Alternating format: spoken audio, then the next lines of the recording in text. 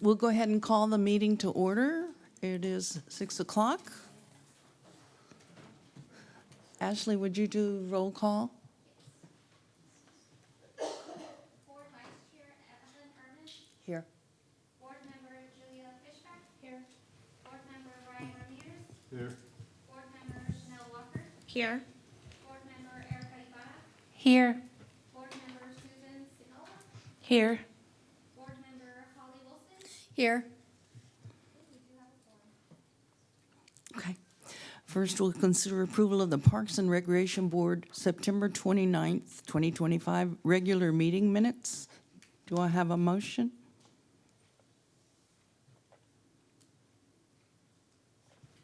I'll move to approve the minutes as written. I'll second. Julia and Ryan? All in favor? Aye. Aye. All opposed?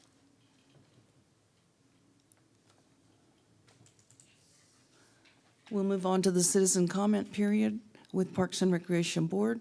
The Parks and Recreation Board welcomes comments from citizens early in the agenda of the Parks and Recreation Board meeting. Those wishing to speak are encouraged to sign in before the meeting begins. Speakers may be provided with an opportunity to speak during this time period on any agenda item or any other matter concerning city business, and they must observe the 3-minute time limit. First speaker up is Essie Merrill.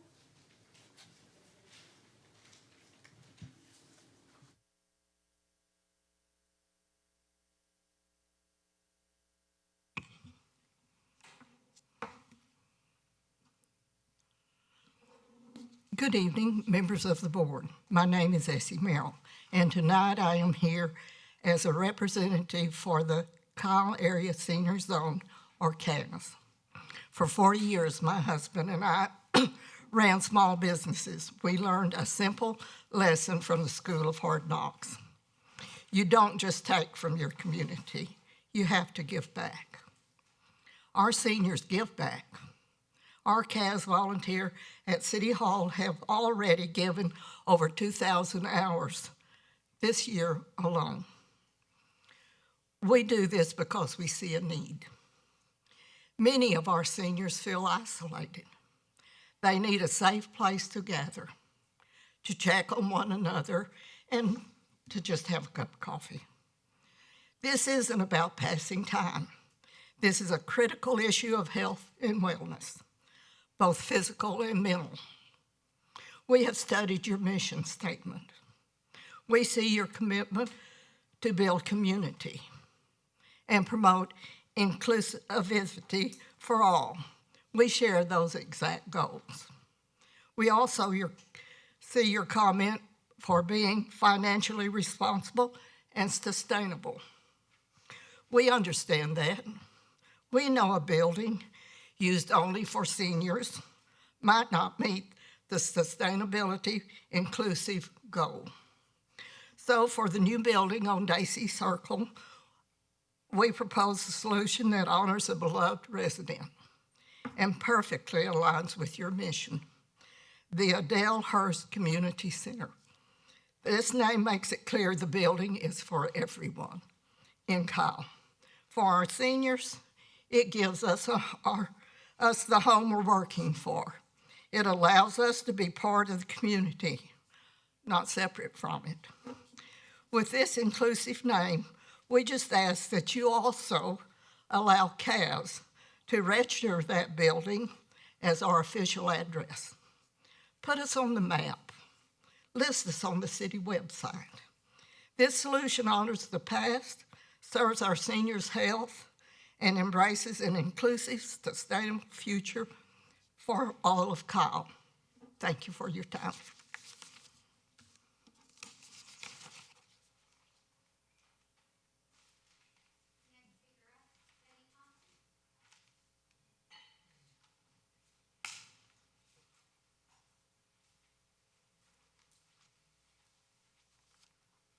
Good evening, everyone. My name is Betty Conley. I'm the president of the Kyle Area Senior Zone. I just wanted to clarify a misunderstanding that happened a few months ago. At the meeting on May 29th, there was misinformation on the naming of the senior building that's on 1500 Daisy Lane, we were asking for it to be named Adele Hurst Community Center. This all started on March 18th at the council meeting with Travis saying after Dawn asked for the ballroom to have her name painted on it. It was approved way back in 2014 or something. They never named it. It's on the city website. Travis then said, this is the time to name the new building after her. He texted me. I said thank you to him, and he texted me back and said, thank you, Betty. And I said, thank you for helping us to get a bigger home. He replied, you're going to get it, I promise. And the best way to name the place would be after Adele Hurst, so everybody gets to know her, who she is, and her accomplishments for the seniors. And his reply was, we should name it after her, why not? That started the ball rolling. I worked with Mr. Lopez, and he asked for information about Adele Hurst and her family, which I provided him the names of his children and other people to reach out to. I believe he spoke to the son as well as I just spoke to the son. Mr. Lopez also asked to obtain signatures on a petition, which we would name the building the Adele Hurst Community Center, so he could take it to the Park and Recs building meeting.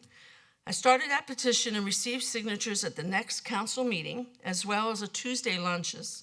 Ellen was just coming back from vacation and was unaware that all this was going on and that the ball was already rolling with the family and Mr. Lopez.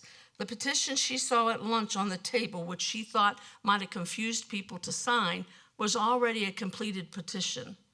We serve lunch, it gets chaotic. We do not want to lose that petition, and we have a box, a metal lunch box, that we put all our papers in, new memberships, new everything. That's what that petition was there for. It was already completed. I personally announced to the members of what the petition was for. I went to each table, to each member, answered all questions that they may have. Most of the seniors there are charter members. They know about Adele Hurst. They even joined when Adele Hurst was here. And no one wanted nothing more than to celebrate Adele Hurst.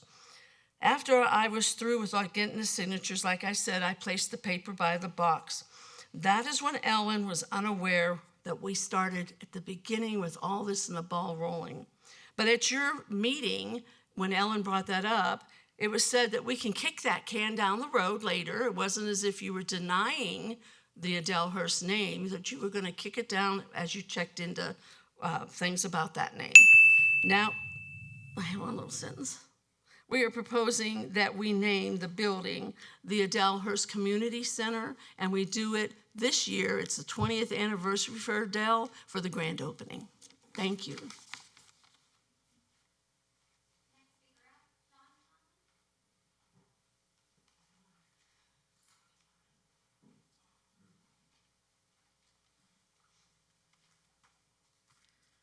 Hi, good evening. Hello, my name is Dawn Conley, and I volunteer as the Programs and Entertainment Coordinator for the Kyle Area Senior Zone.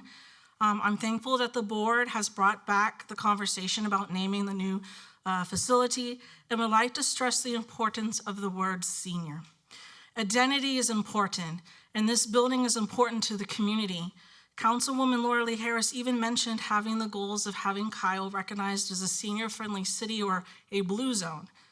There has been discussion of removing senior from the building on 1500 Daisy. I would highly recommend and beg you to leave the word senior in the naming. Name it Senior Community Center, or as you hear, Adele Hurst Senior Community Center. This answers both worlds. A center dedicated to both seniors and the community. It checks off for the blue zone. And finally, who likes free money? Grants. I can get grants for having a senior community center. The Krug Activity Center, where Kaz is right now, is not a senior center. I cannot identify it as a senior center. So I lose grants left and right. I'm a nonprofit, but I'm not a senior center. Naming it a senior community center opens doors. So I ask you please not to close those doors. And as a bonus, add Adele Hurst to the front of it. I still have time to give you a little bit more about Adele Hurst, who I love and I'm thankful for her findings. Did you know that December 18th, 2012, they have an Adele Hurst Day? She's that important in this city. Did you know that in 2013, Councilman member David Wilson actually tried to get the Krug Activity Center to be named after her, Adele Hurst Senior Citizens Center. And so it ultimately went to Pete Krug, who was our mayor and former sheriff, so that's where you get Krug Activity Center. But actually, it was mentioned to discuss her as the name. He would say that it would memorialize her contributions to the seniors community and the preservation of the city's history and heritage according to the council's agenda. But ultimately it was tabled, and it kind of is like the same history. Y'all tabled it, and now we're back looking at it again. We also are saying that in 2019, again, that ballroom was dedicated.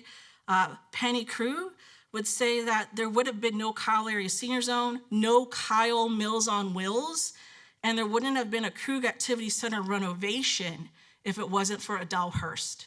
She's that important to the city of Kyle. So I ask again, please consider Adele Hurst Senior Community Center because you give the best of both worlds. Thank you very much for your time.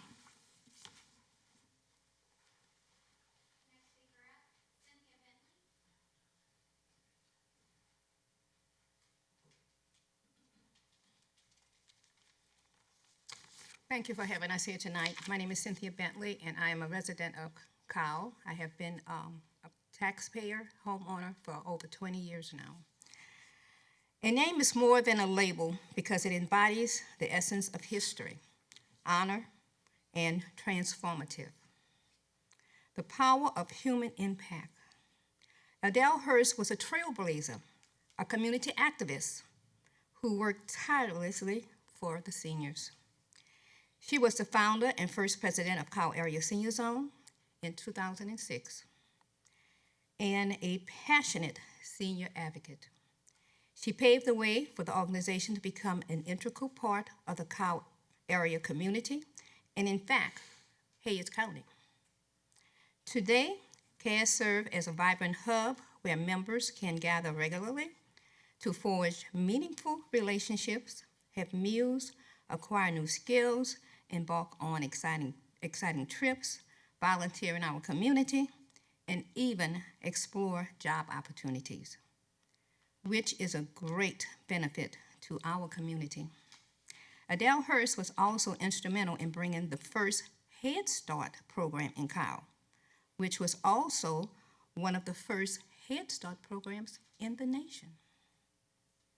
Her spirit continues to inspire a new generation of leaders and change makers, energizing them to strive excellence, and she cared for the young and also the old, embodying a selfless spirit that continues to motivate and inspire future generations. Naming the new location, Adele Hurst Senior Community Center, will honor her passion for the community, keeping her legacy alive in a city that she loved and supported. A lasting reminder of her tireless efforts to uplift and inspire the citizens of Kyle, Texas. Thank you.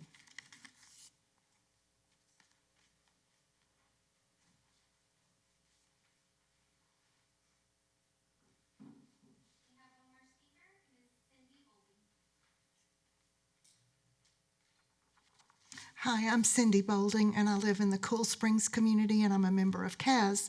I just wanted to give my support to everyone that has spoken in favor of naming the senior center in honor of Adele Hurst.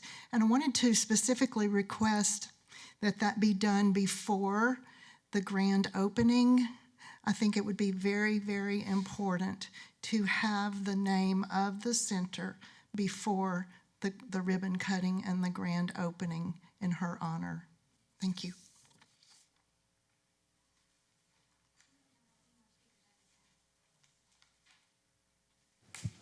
If there are no more public comments, we would like to request that the agenda items 8 and 9 be moved up to the beginning so that we can discuss this further. Is that okay with the board? Do we need a vote and a motion? Okay. All right. So I'll read agenda item number 8 and 9. 8 is reconsider the vote at the June 30th Parks and Recreation Board meeting to consider approval of the Parks and Recreation Board May 29th regular meeting minutes by the request of Board Vice Chair, which is me.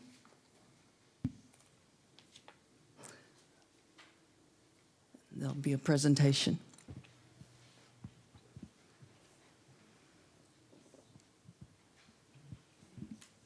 It was towards the end of the meeting, so he's just finding the presentation to put towards the beginning. Okay.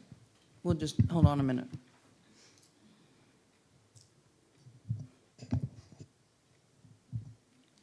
All right. Good evening, Madam Vice Chair and board members. I'm David Lopez, Director of Parks and Recreation. So for this item, we're going to be talking about the history of the minutes, the requested correction, as well as the options. So Board Vice Chair Ermis is requesting to amend the May 29th Park Board meeting minutes to reflect that were approved at the June 30th, 2025 Park Board meeting.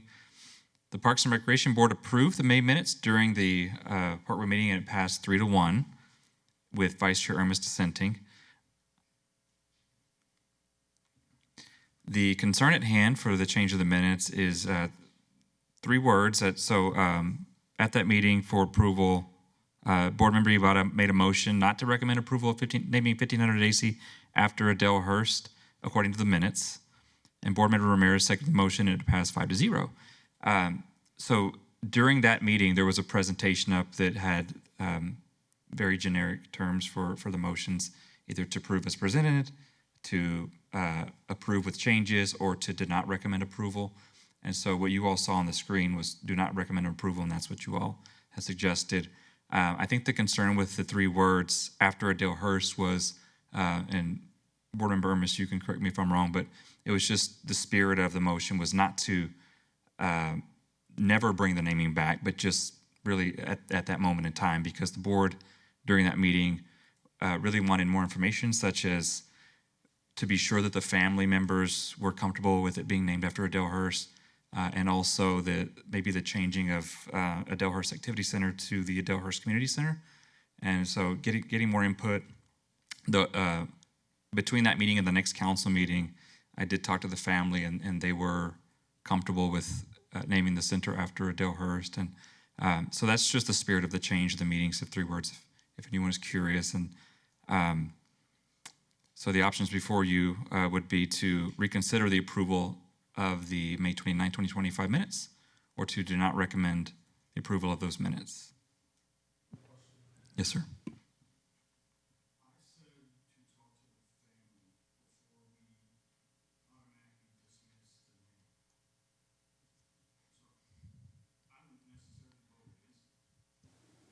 Yeah, and I think that's just it was to do not recommend approval, but the spirit was at this time, which is the reason for the request to strike the after Adele Hurst, so that it would be clear the intentions of the board were to come back at some point once that information was gathered. I think the confusion came when Parks and Rec presented it to council, saying that this board denied the possibility of naming it after Adele Hurst. So then they said, well, let's just call it the Kyle Community Center.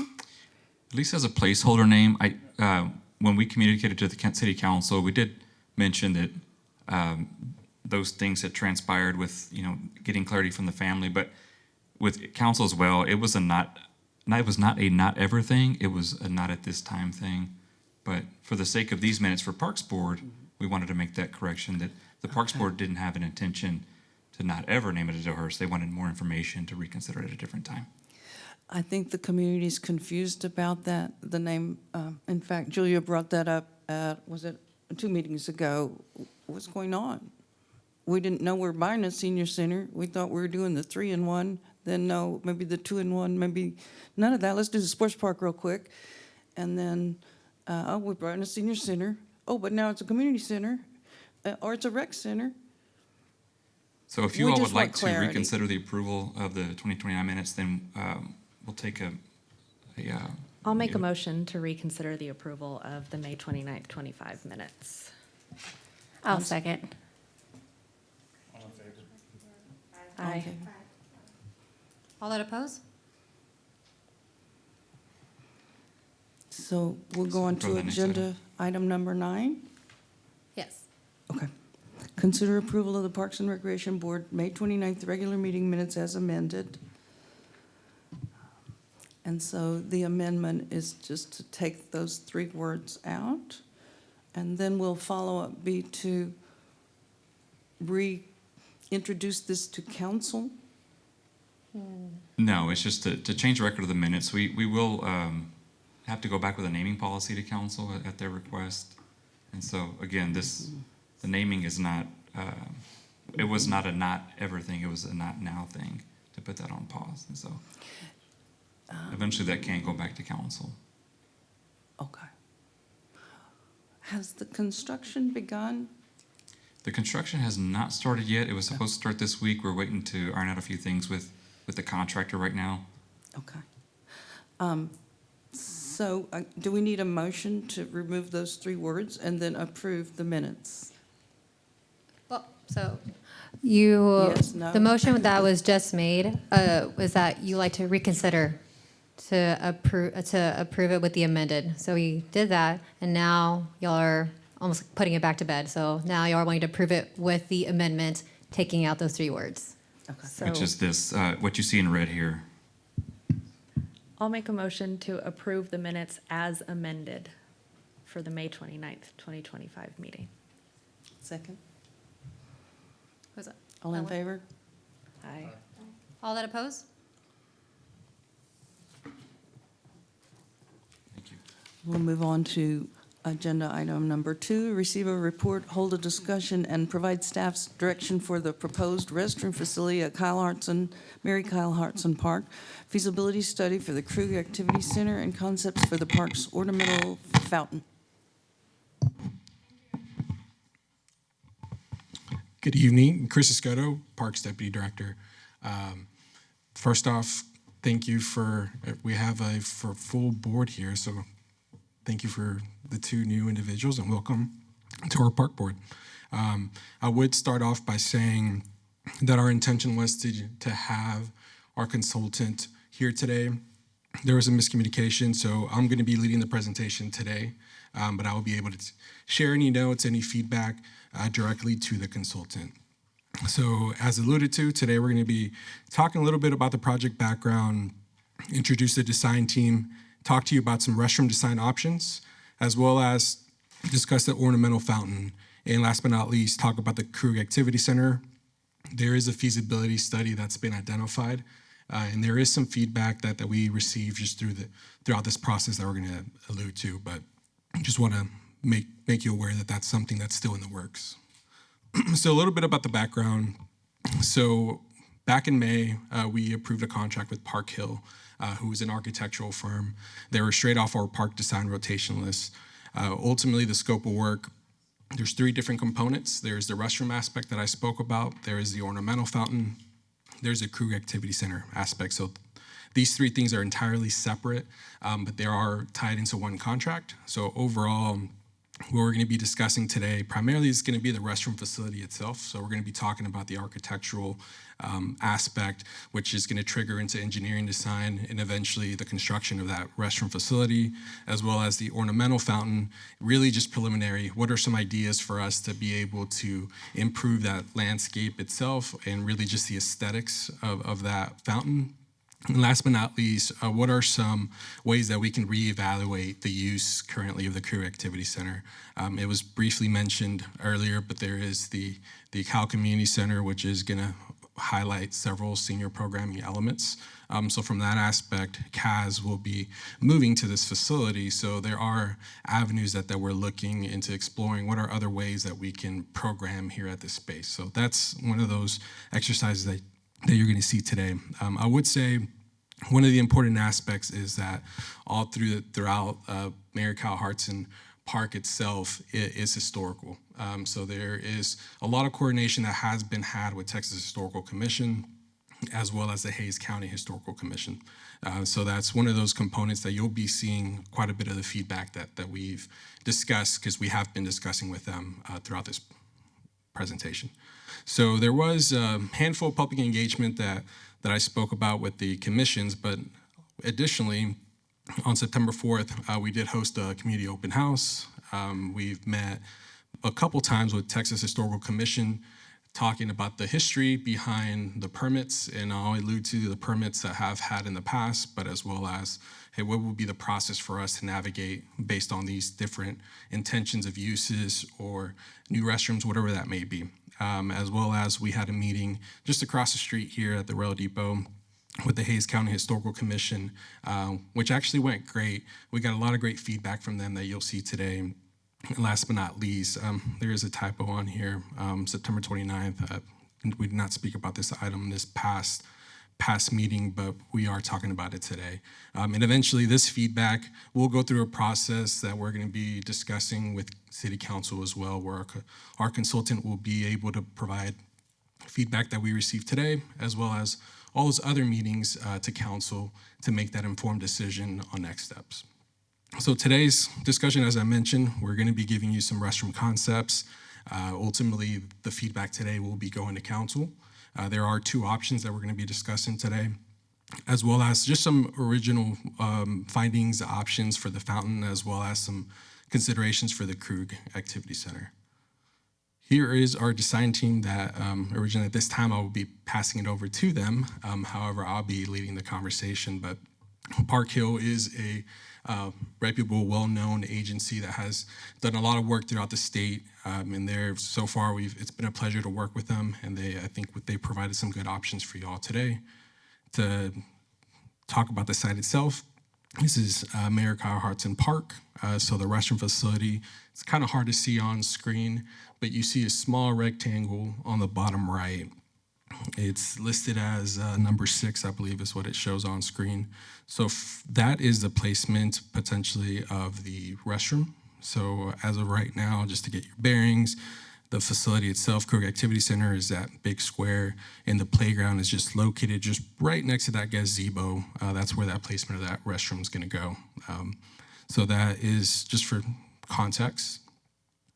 Here is some project site photos. So one of the elements that we're looking to do, and quite frankly, the concept and the history that happened with this facility itself, can't remember the exact years, but ultimately this project was paused at some point because of whether it was the integrity of the architectural aspect did not match the existing facility. So one of the things that we did with this consultant group is take a look at the architectural elements. So here is some inspirational photos of the facility itself that the consultant started grabbing in order to match the facade of the building. That way we don't just put a random metal structure out in the middle of the park that doesn't match the Krug Activity Center. So the consultant did a number of observations and site visits to ultimately try to get some inspiration.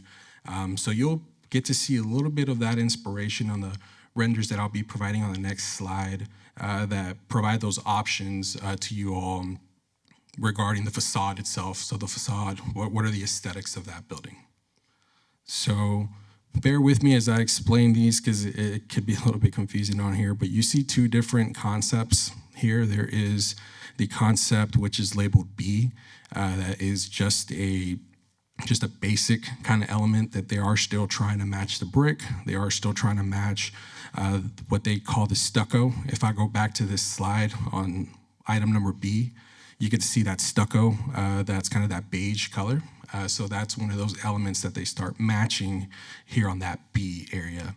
Now, if you look at D, there's a different facade element there that tries to match that integrity, or it tries to match that aesthetic of what you see on the opening or on the fountain side of the facility, which is number A on this screen. So as I spoke about the inspiration, that's one of those elements that they started taking a look at.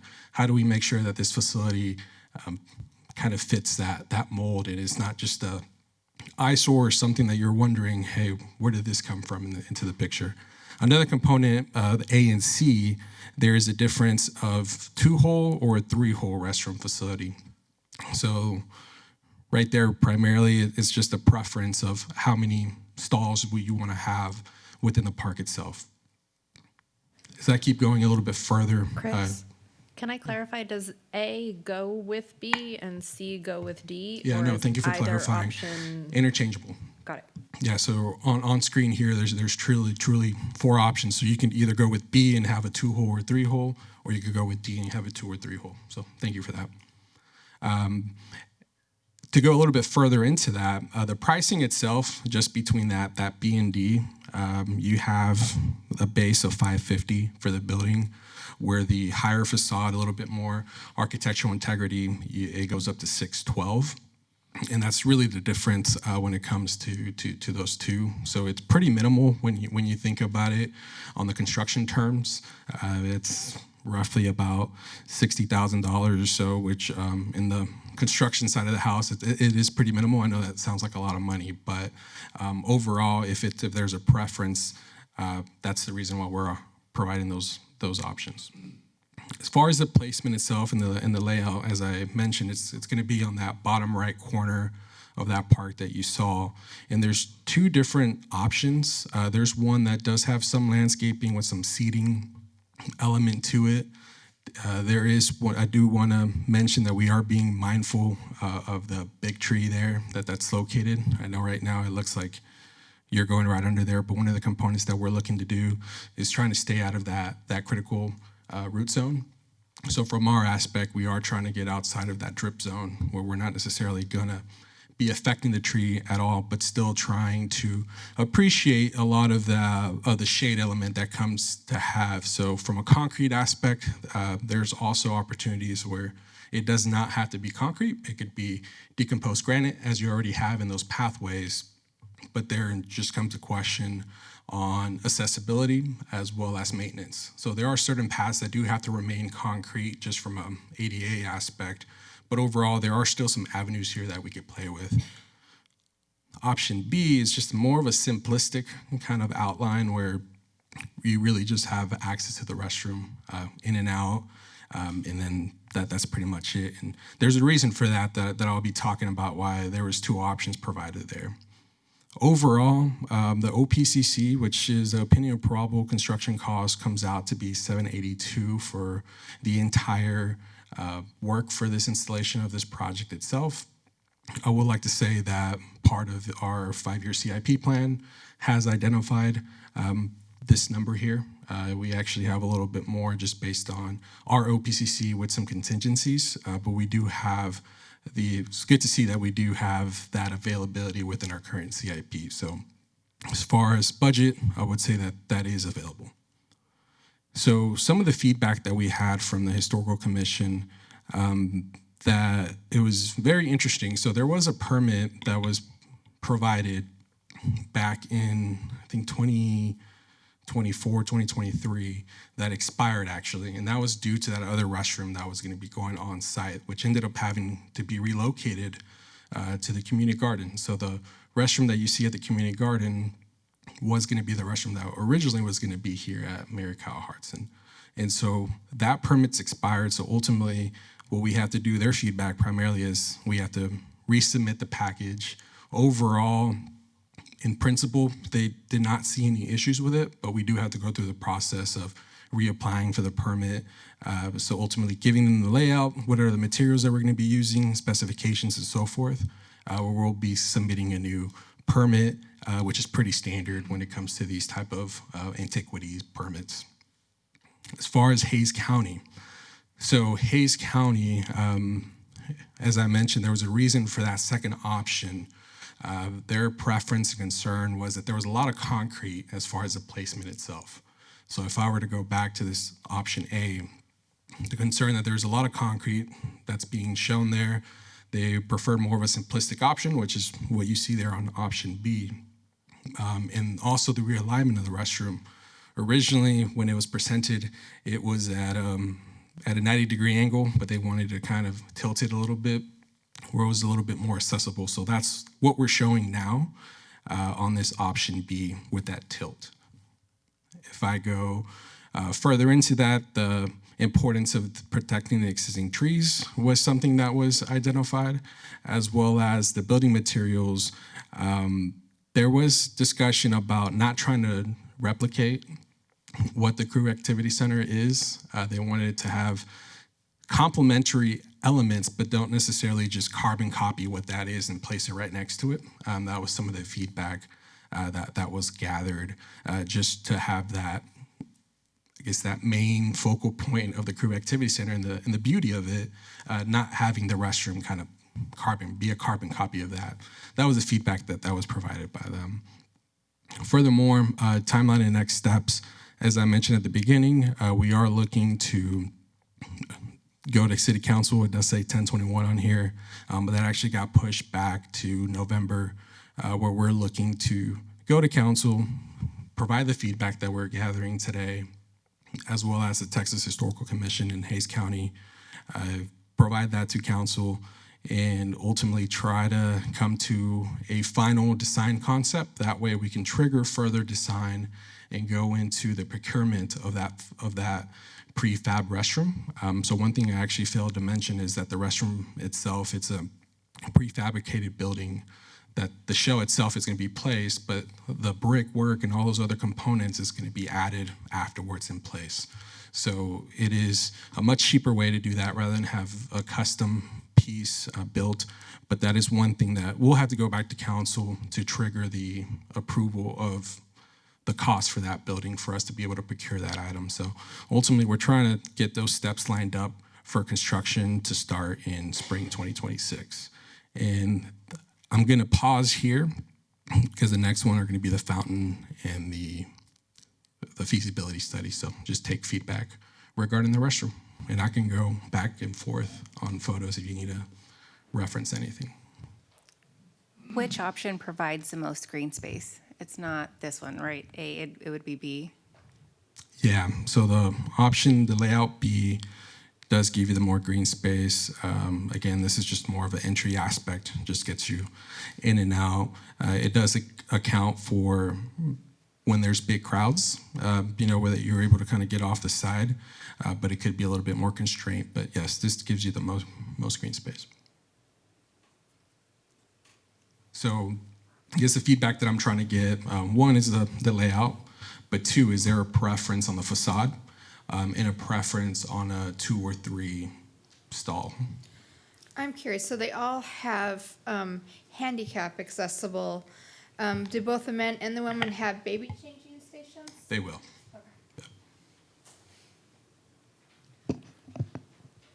I also had a question about the interior restrooms. I think those are going to be enlarged. I'm going to talk about that at the end. That's more of a feasibility study. Are there any details on where the baby changing stations will be? Will they be like outside of the stalls of the restroom or inside of? Yeah, and that's good feedback. I'm sure there's code specific on where those have to be placed. Whether I'm imagining they're going to have to be within the stalls themselves. Usually you have those enclosed, not necessarily out in the open, because unless it's a private restroom where it's just a single use, that's where you'll start just having it out in the open, but it should more than likely be placed within the individual stalls. With that, I'm in favor of the three stalls. Yeah, and one thing to note, really both footprints fit here. It just goes out another, I forget how many feet it was that it went out, but it was like 6 feet, 6 feet. It's a little bit more elongated, so, but thank you for that feedback. Yes, I think that seeing as how our population is growing exponentially, it's important to have enough stalls for in the future so we don't have to redo the bathroom again going, wow, our population is so huge and there's so many people at this park and there's just not enough stalls and there's this line outside the restroom, right? So I'm in favor of more stalls. Thank you. And one thing that I want to add to, when it comes to special events, there will still be a need for us to basically rent out additional stalls. But as far as just an everyday park use, whether it's 2 or 3, as the board decides, we do feel that that's going to be plenty for just day-to-day use. But thank you for that feedback. Can you go back to the slide where they were talking about green space and then the other one, option A? So I really like this one.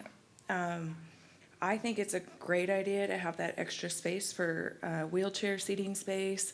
And then you've got your native planting. And then it kind of allows, if it does get backed up with events and people trying to stand in line, it kind of gives a little bit more space for everybody. So I like option A. That's just my own feedback. But I think it's great to have extra seating room like that with the benches. I like it. Any other feedback? Yeah, I guess so those who know me know that I am very much an environmentalist. And so I think it's very important for ADA people that we do have pathways for them that are cement so that their chairs or walkers or wherever else they can easily access the restrooms. But I prefer to have as little cement as possible so that we can support our trees and other habitat that we will have there. Like, for example, around the tables, we don't necessarily have to have cement underneath them. We could have something, that's more environmentally friendly. Yeah, and that was actually something that was discussed. As far as the footprint itself here, you can have the main pathways be that concrete, and maybe under the picnic tables, it's more of that decomposed granite, to where you're still able to accommodate that space that you're alluding to. All right, let me move on to ornamental fountain. So the fountain itself, here are some site photos of the fountain. Sorry, Chris, was there feedback on the facade as well? Thank you. Is there a preference on that, B or D? D.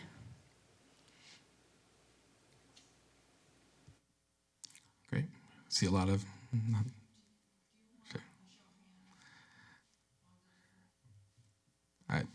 Just general Yeah, consensus. I think everyone Yeah, nodded their general head on that. consensus. Thank you, Mr. Lopez. He always has my back. All right, project site photos. So the water fountain is something that we've actually learned a lot about the fountain. This fountain was installed in 2018, defined as a character-defining feature, which actually granted a historical and protected status because of the type of permit that was submitted through THC. So in other words, we can't touch the fountain itself.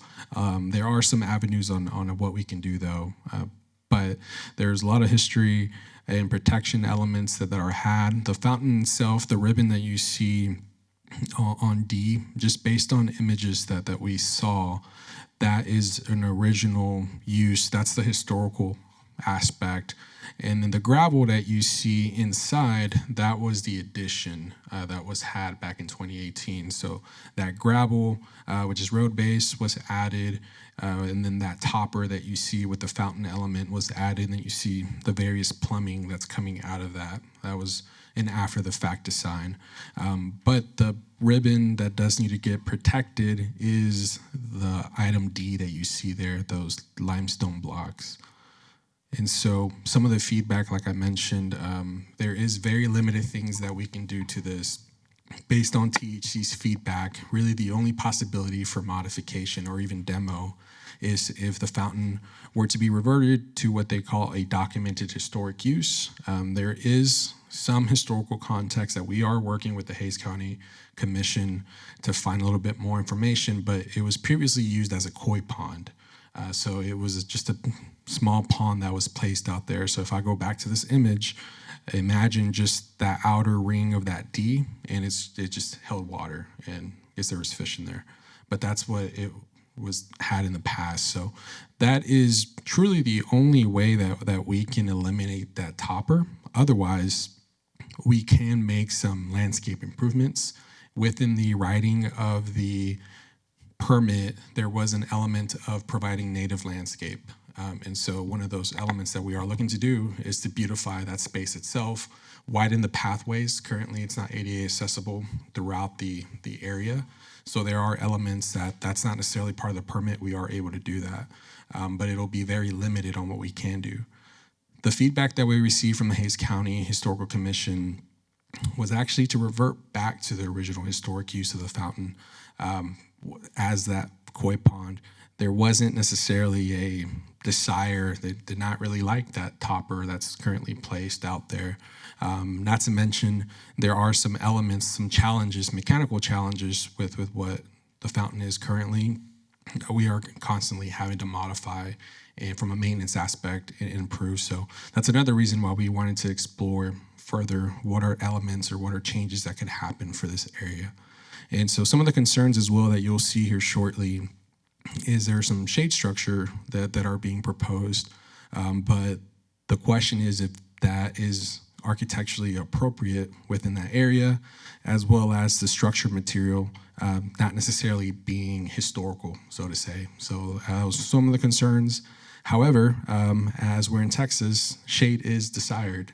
So that's one of those, there was kind of conflicting conversation there, but there was the ability for us to still accommodate more benches, like picnic tables, as was mentioned, just for general seating within the park. And so what I'm going to be showing you here shortly is going to be two options, concept A and B, where essentially the fountain's going to be kept as it is, but there's going to be accessibility and landscaping improved. And then C and D is going to give you feedback from the Hays County, reverting back to its original its historical documented use of the koi pond. Because I see a lot of folks getting uneasy about koi pond, it's more of the architectural boundaries of a pond area. So we're not architecturally bound to koi. If there's concern over that, we could Yeah, because go with koi some. are expensive and they get stolen.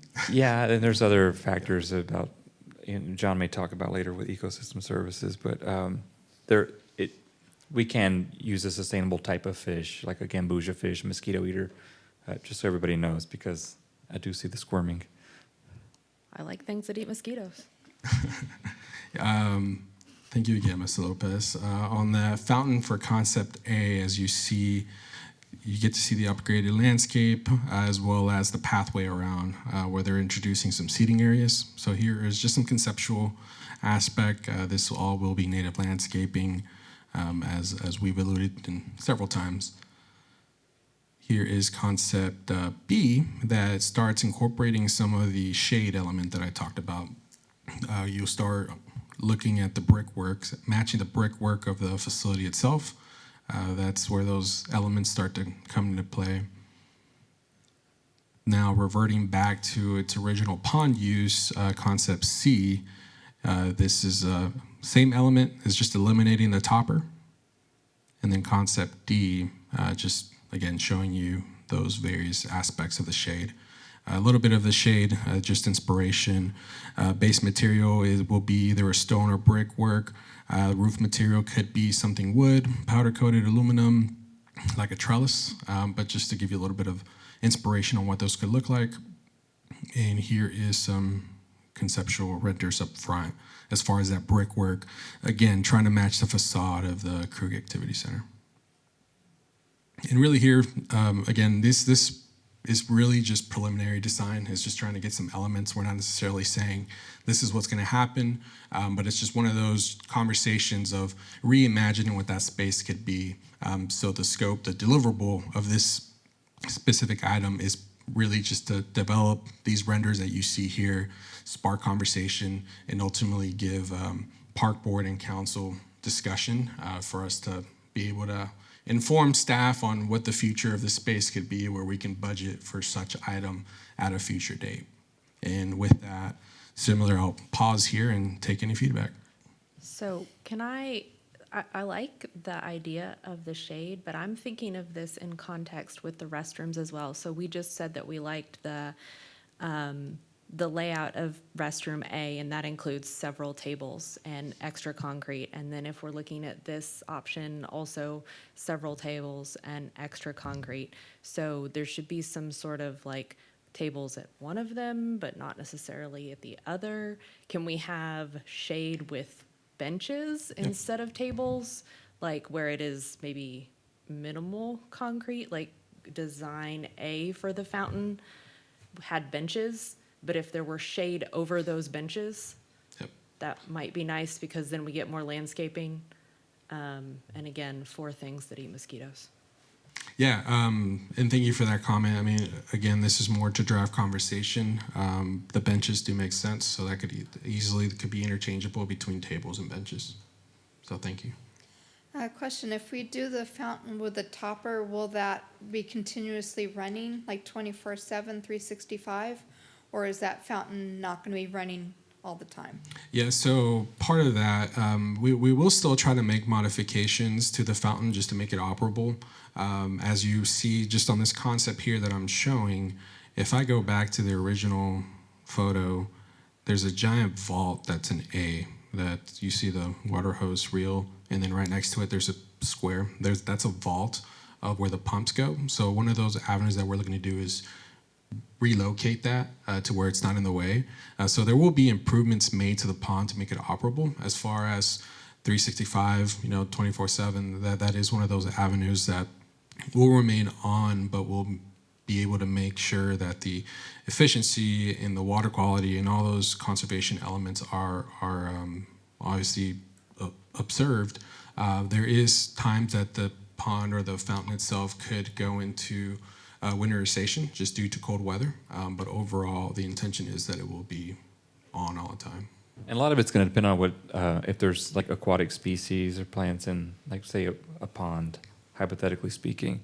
And so I know we talked to Mr. John Davis, who's going to be presenting later tonight, and he's mentioned like, hey, it might be neat to have some kind of a plant, like a plant box within the fountain and have some biofiltration that runs the plants and might provide some aeration for any fish that might live in the pond. So there's a lot of placeholder things, even crepe myrtles, you guys are probably squirming at those too, but there's a lot of placeholders right now at a very high level.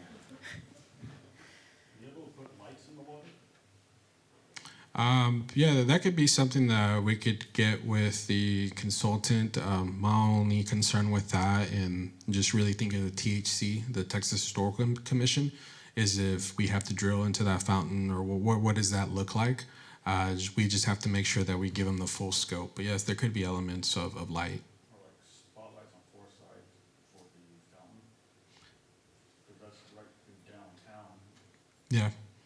Yeah, yeah, maybe we look at something like that's dark skies compliant, and again, it would depend on the type of vegetation featured in there. Like if it would, John may talk about Kelvin cycles later, but it's all going to be. But we'll take the feedback and into consideration. I'm in favor for as much green space as we can get. Less concrete, but still ADA compliant. Okay. I mean, it's downtown. I still want it to be green instead of concrete, something beautiful, something we can use. That's my only recommendation. Yeah, sounds good. Yeah, like I mentioned right now, the way that the space sits, it is very limited. Right there, you probably have about 3, maybe 3 feet all the way around. Yeah. So it's just one of those elements that we're looking to explore, but point taken. Yeah, right Thank now you. it kind of feels like you're not supposed to walk around it, the way that it's set up.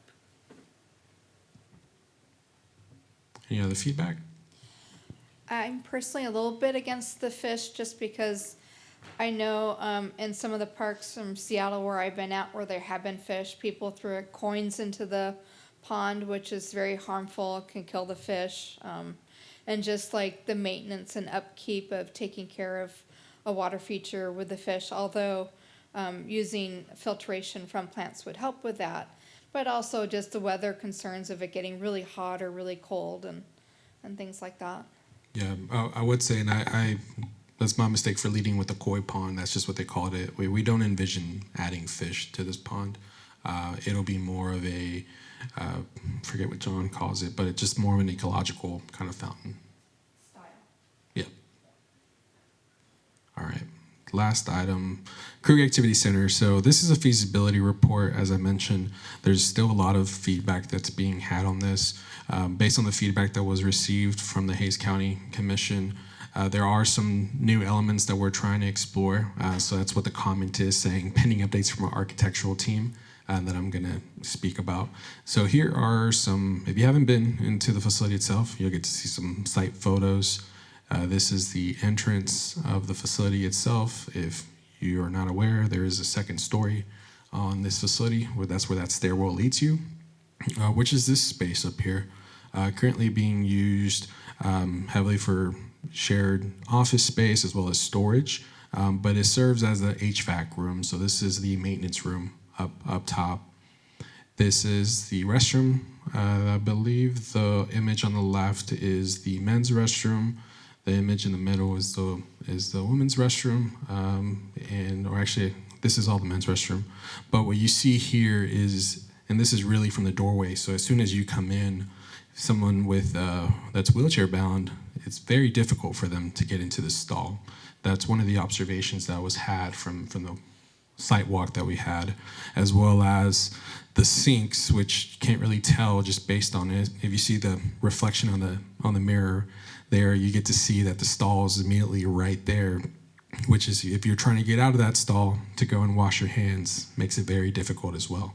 So overall, and I witnessed it up front and personal, we actually had a CAS event when I was there and had a handful of people kind of walk us through of all the various challenges that are being had in the building. So it was very helpful for the consultant to be able to see this up close and personal in action.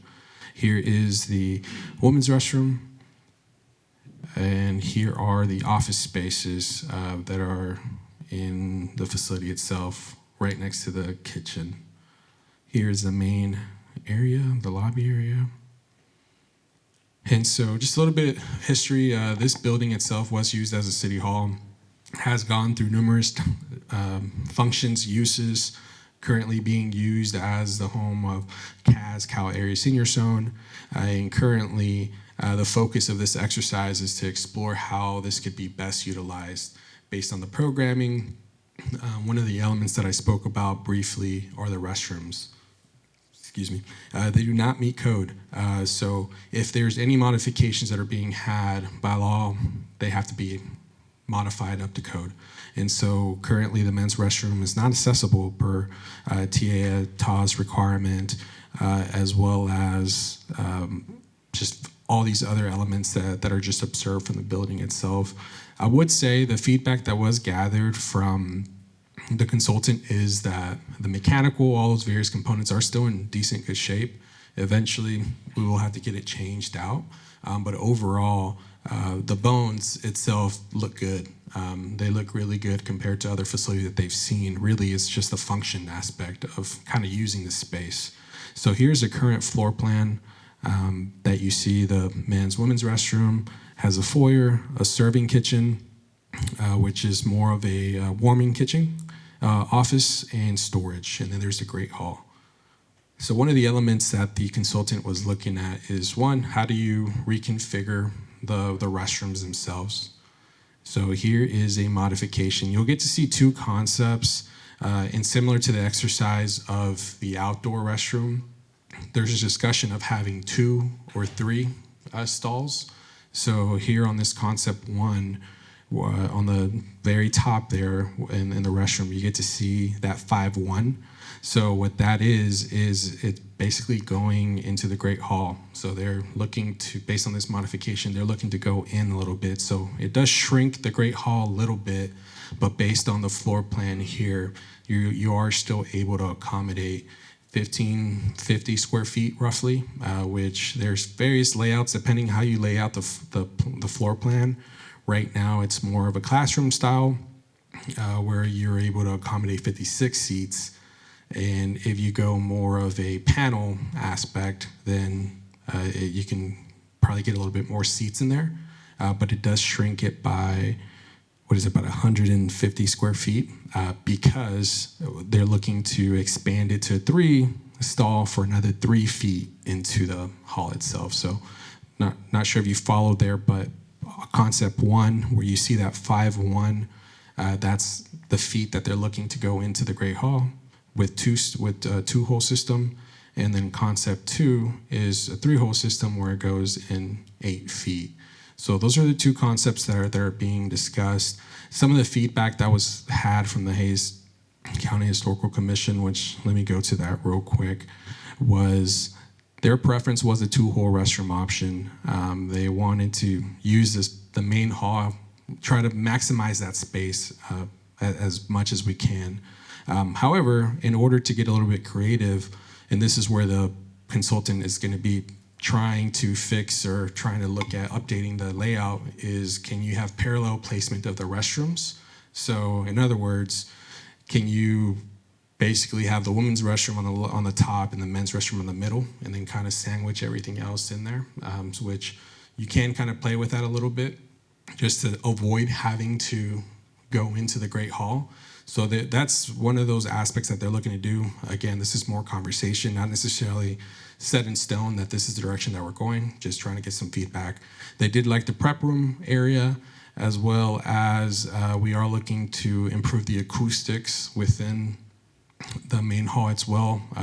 The envision is that it will have updated AV equipment, projector system to be able to have truly function as a multi-purpose facility, where if you wanted to have a wedding or a quinceañera or a meeting, whatever that may be, that it's very versatile in the sense of the use. So here are some renders that were provided by the consultant that kind of give that illustration of whether it's a training session, a meeting space, or a wedding reception, that you were able to just to get a little bit of that insight of what that space could be. And last but not least, because the wall itself does go out into the Great Hall, you see it on the render, the blocking of those windows, where you're able to see by the floor plan, there's a little awkward hallway towards the top and bottom, and that's just based on how they're having to reconfigure. And again, next steps for this one is truly just to keep looking at that reconfiguration elements and having those discussions with the boards in order for us to ultimately come to a final decision on that feasibility. And next steps would also provide us with some opinion of probable construction cost of what those modifications, what the cost implications may be. And so with that, I'll again stop here and get feedback. Can you go back to the concept one?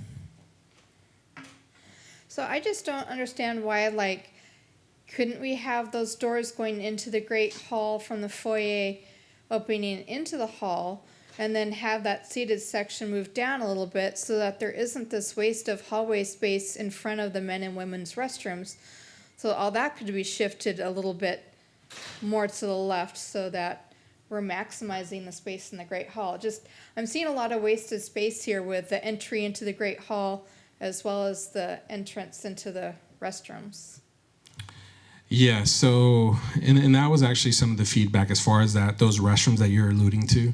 That was one of those avenues that was discussed with the Hays County Commission, and that's kind of what sparked, well, what if you were to still keep the size of the footprint? If I go back to the original footprint, can you still keep the size of that, but make that one? And then maybe make the storage and the serving area a little bit smaller perhaps, but you put the men's restroom at the bottom. So that was some of the same feedback that we received.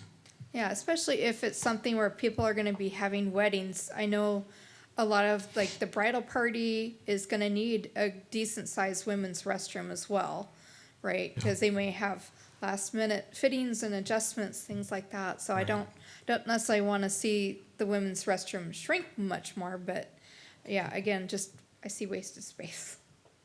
No, thank you.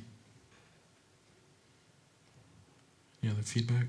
I also feel like the first option and the second option kind of block windows. Like, you have the weird little hallway on both of them. It's just bigger on the second one, and the windows are pretty, and I don't want to block them either. No, noted. Any other feedback? Okay, so feedback on what you all would like to see this used as. We got a lot of, during the public input meeting, we heard everything from maybe like a arts and event type of center, small event that is, maybe something for weddings, maybe something for a small gallery, maybe a small theater. Do you all have any feedback regarding the usage of the building? According to the County Historical Commission, it was sort of first used as a performance center. There was a stage and tiered seating. So by historical standards, I would like to see it as as a performing arts, of course, it could be, flexible, could be for a wedding. Of course, Yeah. I don't know what the capacity is. A lot of weddings around here get really large. Could be a small wedding. Yeah, no, and I think that's good feedback.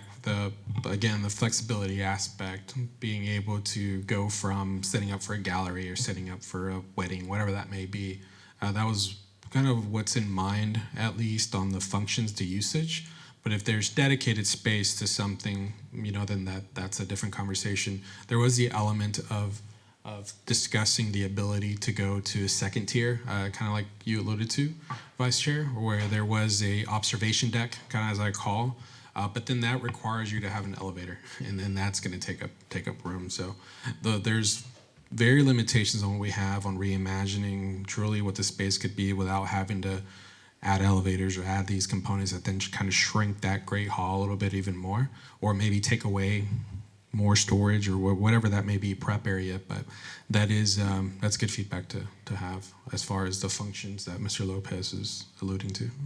And is this assuming that none of the upstairs is used for, because I think before it said it had office and storage up there, so we have storage down below that's coming out into the hall, and then we have storage up above, and if we're not gonna have it be CAS's home anymore because they're gonna have their own center, then we don't necessarily need all of that storage and office space for them because they'll have their own space. So storage can go up. Yeah, and the into an storage, unusable I would space. say the reason for the storage of what you see here is not necessarily for like the boxes or the other programming elements that you saw, but more in case you need to clear out the space, the Great Hall itself, you need places to store the chairs, the Got it. tables, and so forth. That makes sense. So that's where they allocate that. But the office, I mean, that could be an observation that could be had, whether it's staffed by CAS or there are avenues that at least Parks is exploring of having some type of facilitator or monitor, so to say, that could house somebody, but maybe a better placement of that office where you could probably observe the Great Hall rather than being in a caddy corner somewhere. Those could be conversations that we could have with the Might make it consultant. easier to move the restroom down. Yeah, and that's that exercise, like I mentioned, that the consultant's still trying to work on, of course, with the feedback that we hear today. Yes, I believe this place was originally an opera house, and I don't necessarily ever envision it becoming that again. I do like the idea of having it available for performing arts, but also open to the community for whatever events they have, or even renting it out to different organizations such as the Kyle Garden Club, who, as we continue to grow, we might need bigger spaces, things like that, because that could also bring additional revenue to the city. Absolutely. Yeah, and this for sure, that is kind of the idea, is that this will be open. Currently, the way that it is, Crew Activity Center can be currently rented out.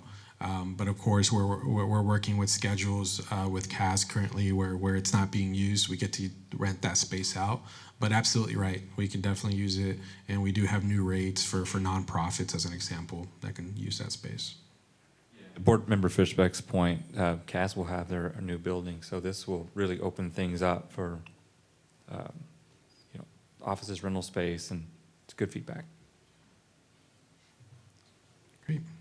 And so really the last slide that I have here, just general timeline, just kind of go back to the 3 items that I spoke about. Today we're here talking about these 3 concepts. We do plan on going to City Council on November 18th. As of right now, to present them this presentation as well as the feedback that was gathered today and share that with Council. We do plan on coming back to Council with updated conceptual or a contract, I should say, just based on the final concept for us to be able to trigger that construction design and start moving forward to essentially start construction of the building on site spring with completion of early summer 2025. And that's all I have. Thank you, guys. Did I say 2026? Thank you. Yeah, summer 2026. Summer 2025 already passed.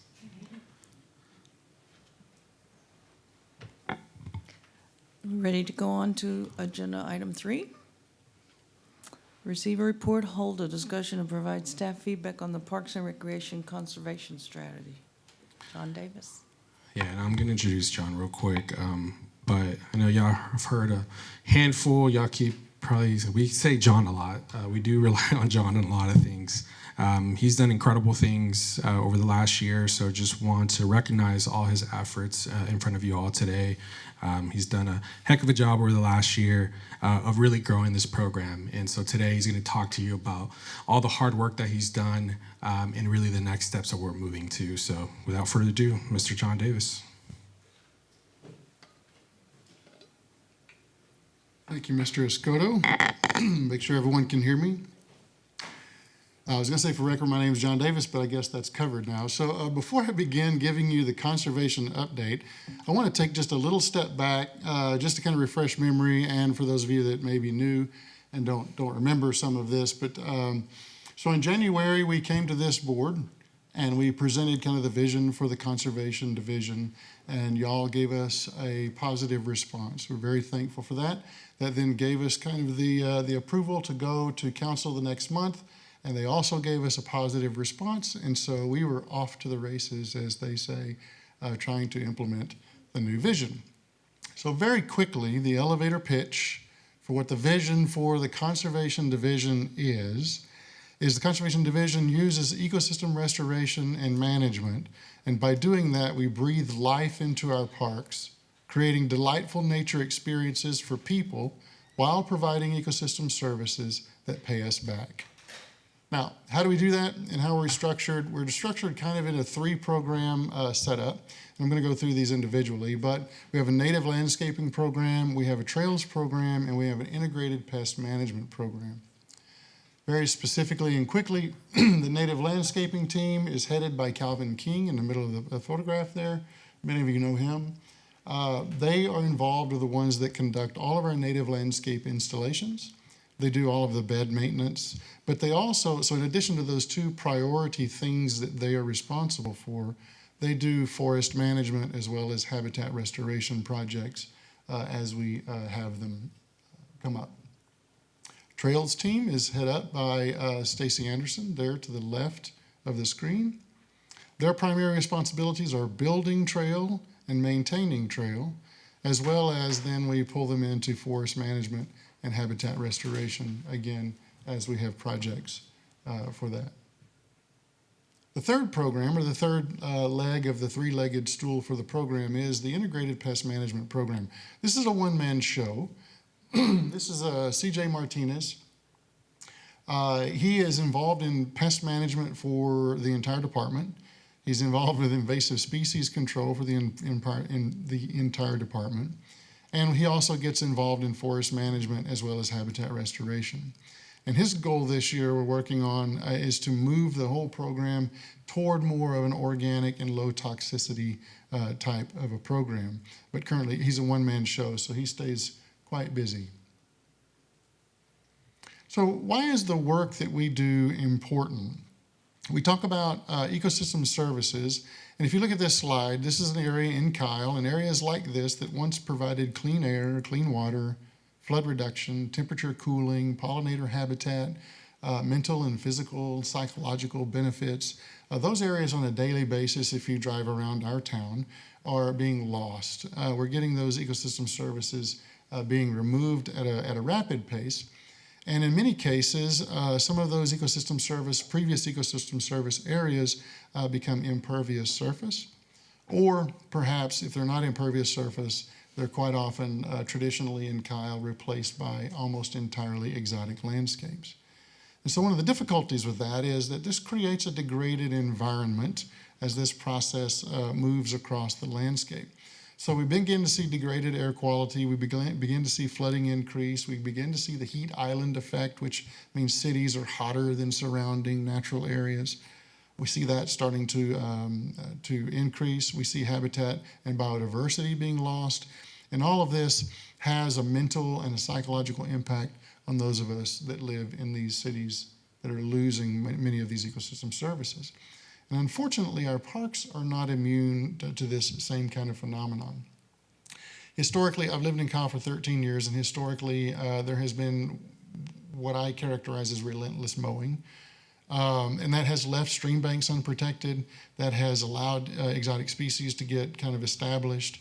Flooding is pretty common in many of our parks. That's not related to the mowing, that's just related to many of the impervious surfaces. But the biodiversity is being lost or has been lost in many of our parks. And as a result, we've watched kind of park health in many cases kind of spiral downward. So with the approval of this board and the city council, we began laying the groundwork to try to determine how we were going to change that and turn this trajectory around. What that meant is we needed to look at what the mowing regimes were. We needed to find out where we have exotic species invading many of our parks. We needed to have a good understanding of the conditions of our trails. We needed to have an understanding of hog damage, where hogs are found, where they're not necessarily found in the city. We wanted to know how our streams are doing, as well as the question of, do we have the people and the equipment that's required to be able to do the work to reverse the decline that we have seen. And so with all of that in place, we began to then start implementing the vision. And this is an example of Steeplechase Park. I'm going to use Steeplechase as an example of many of the things that we've been doing, because it's just a really good place where we've done a lot of work there. And it's just kind of a good example to keep in front of us.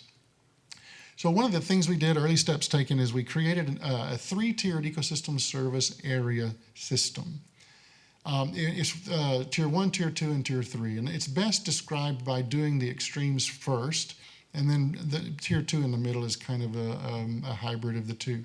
So a tier 1 ecosystem service area, I want you to think of an area that is a native landscaping that is highly curated, which means we have staff there every week. Those staff are trimming, they're weeding, they're really taking care of that. It's highly, highly curated space. Typically going to be a smaller space because of the intensity of that activity.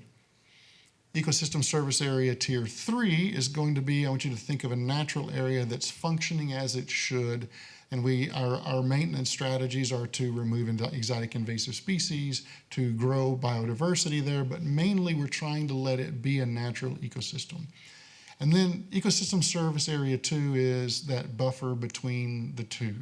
So if you look here in this example of Steeplechase, you'll notice not the entire park is labeled as an ecosystem service area in any of the tiers, but we do have a tier 1 around the new playground.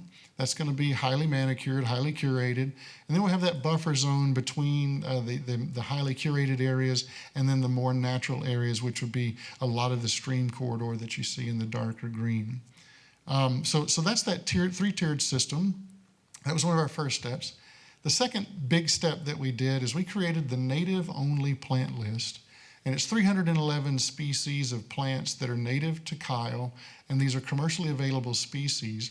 And we'll go into that a little bit more later on in the presentation, so I'm not going to go into that very much, but I do want to establish those first two things that we created fairly early in the process, because PRO's master plan was going on at that time, and those two efforts got codified in the PRO's master plan.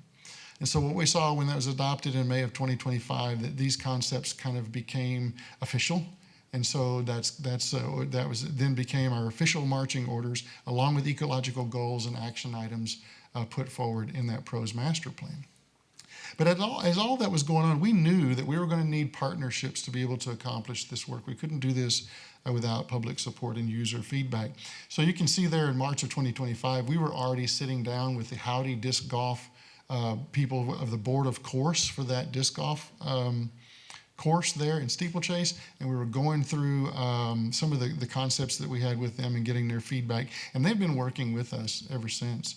And I'll show you some more of them in the pictures in a little bit. But the first thing that you do when you're doing an ecosystem restoration process in an area that's been mowed for years is you stop mowing.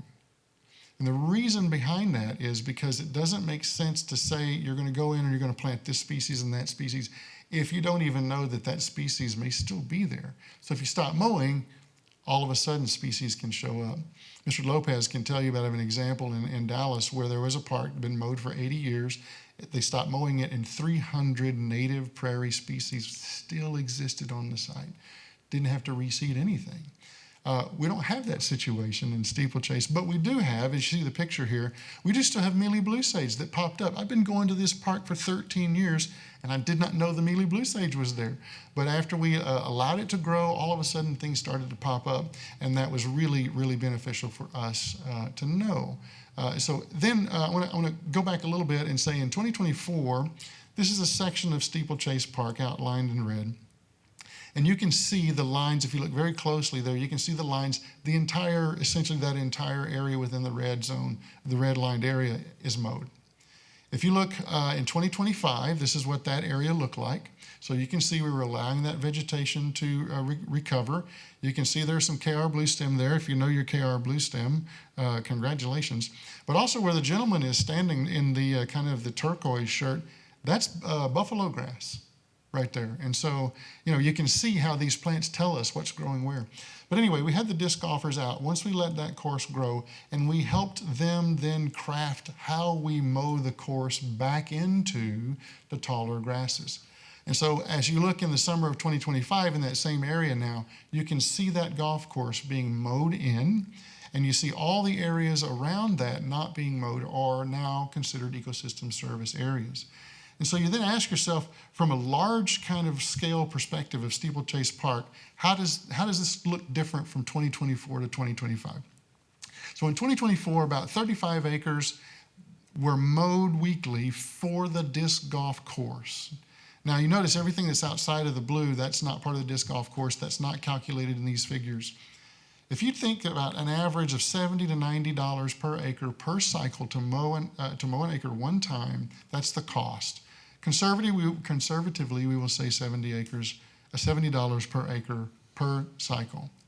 If you just assume an 8-month season, which in Texas is more like 9 to 10, but if you just assume an 8-month growing season and you're mowing that weekly, that cost is nearly $80,000 annually to mow all that area in the blue, with the exception right along the stream corridor in the dark dotted line. Compare that to 2025. We now mow just under 7 acres. And so that cost is just under $15,000. And so what that does for us is it frees up time and effort and staff and money that we can then reinvest into other conservation initiatives and use that money in a better way. In addition to that, we get nearly 29 acres of ecosystem service areas being put back on the landscape. And if you put dollars to cents, this is double green, is what we call it. It's not only green because you're saving money and not mowing, but you're also getting money, getting value, I would say, added back in these ecosystem services. Texas A&M did a study, and they determined that nearly $20,000 an acre is the value of ecosystem services for 1 acre in Texas of natural habitat. If you do the quick math and you look at the savings of $64,000 plus 28.8 acres at $20,000 an acre roughly, you come up with that $640,000 of value being returned simply by what we've done now.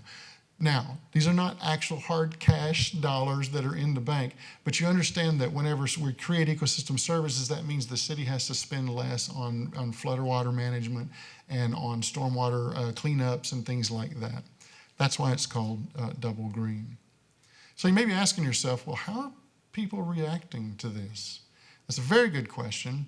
And the surprising thing, perhaps to many, is that when I'm out there, I'm at Steeplechase a lot, and when I'm out there, and I always stop people and I say, hey, what do you do? What do you enjoy about the park? Well, I like walking around. Well, do you like what we're doing here? And most people say, yeah, I love it.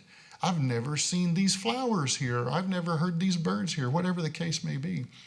But not everybody reacts that way. Sometimes there'll be people they'll meet me and they'll say, oh, why aren't y'all mowing that? And I'll explain it to them, and they're like, oh, I didn't know that. Okay, well, carry on. And they support it after that. And then I do have a couple of people that I've met with them, and I've walked out there and I've explained everything, and they still look me in the eye and say, I still hate it. And I'm just like, okay, and not everybody's going to love this. I have one particular lady, I'm not going to name her. She's a sweet lady. She wears me out every time I see her. She walks up, she says, I still hate it. And I said, I know you do. And I use her name. And she says, but we're working on this. She says, I know you are. She said, how's your day going? And I'm like, it's going well. How's your day going? And so, you know, she doesn't particularly like it, but she's still awesome, and I like to go talk to her. So what we're trying to do as public perception is evolving, we're trying to help this educational process by putting up signs, habitat restoration in process, putting out educational booklets, putting website information up, FAQs on the web, and then again, doing the one-on-one meetings, just walking up and talking to people. Or if I get an email, someone doesn't like what we're doing, I say, I'll meet you out there. I'll bring a UTV. We can tour around. I'll show you all the stuff. And sometimes people take me up on that. Most of the time, I've had people say, no, that's okay. But one of the things I've learned throughout my whole career, I've been doing this for a while, but it's also true in this project, is there are some enduring truths when you're doing this kind of work. When you're changing what people have seen for a long time and you're trying to move in a different direction, community involvement is critical. It's an iterative process of give and take.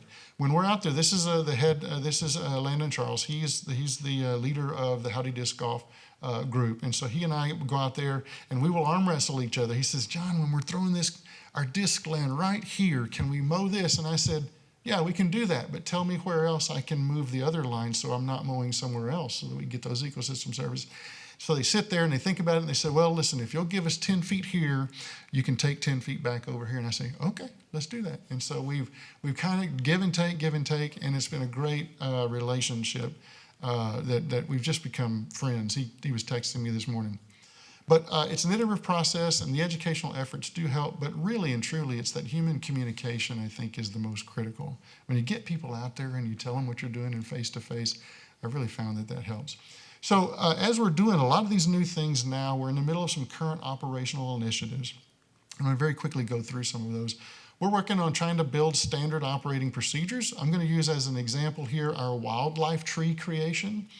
If you look on the left-hand side of your screen, there is a snag. This is in Steeplechase Park, and that snag had a lot of branches that were open to wind shear. And that tree, if it were to have come down, could impact that fence behind it with a little X mark. So what we did is we went in and we measured how far to that fence, et cetera, and we went in and we took that tree back. We limbed it and topped it. And now you see in the after picture, it is below the surrounding trees, so the wind shear is relieved. And if that tree even does fall at some point, we'll be managing it, monitoring it. But if it does fall, it's not going to hit that fence.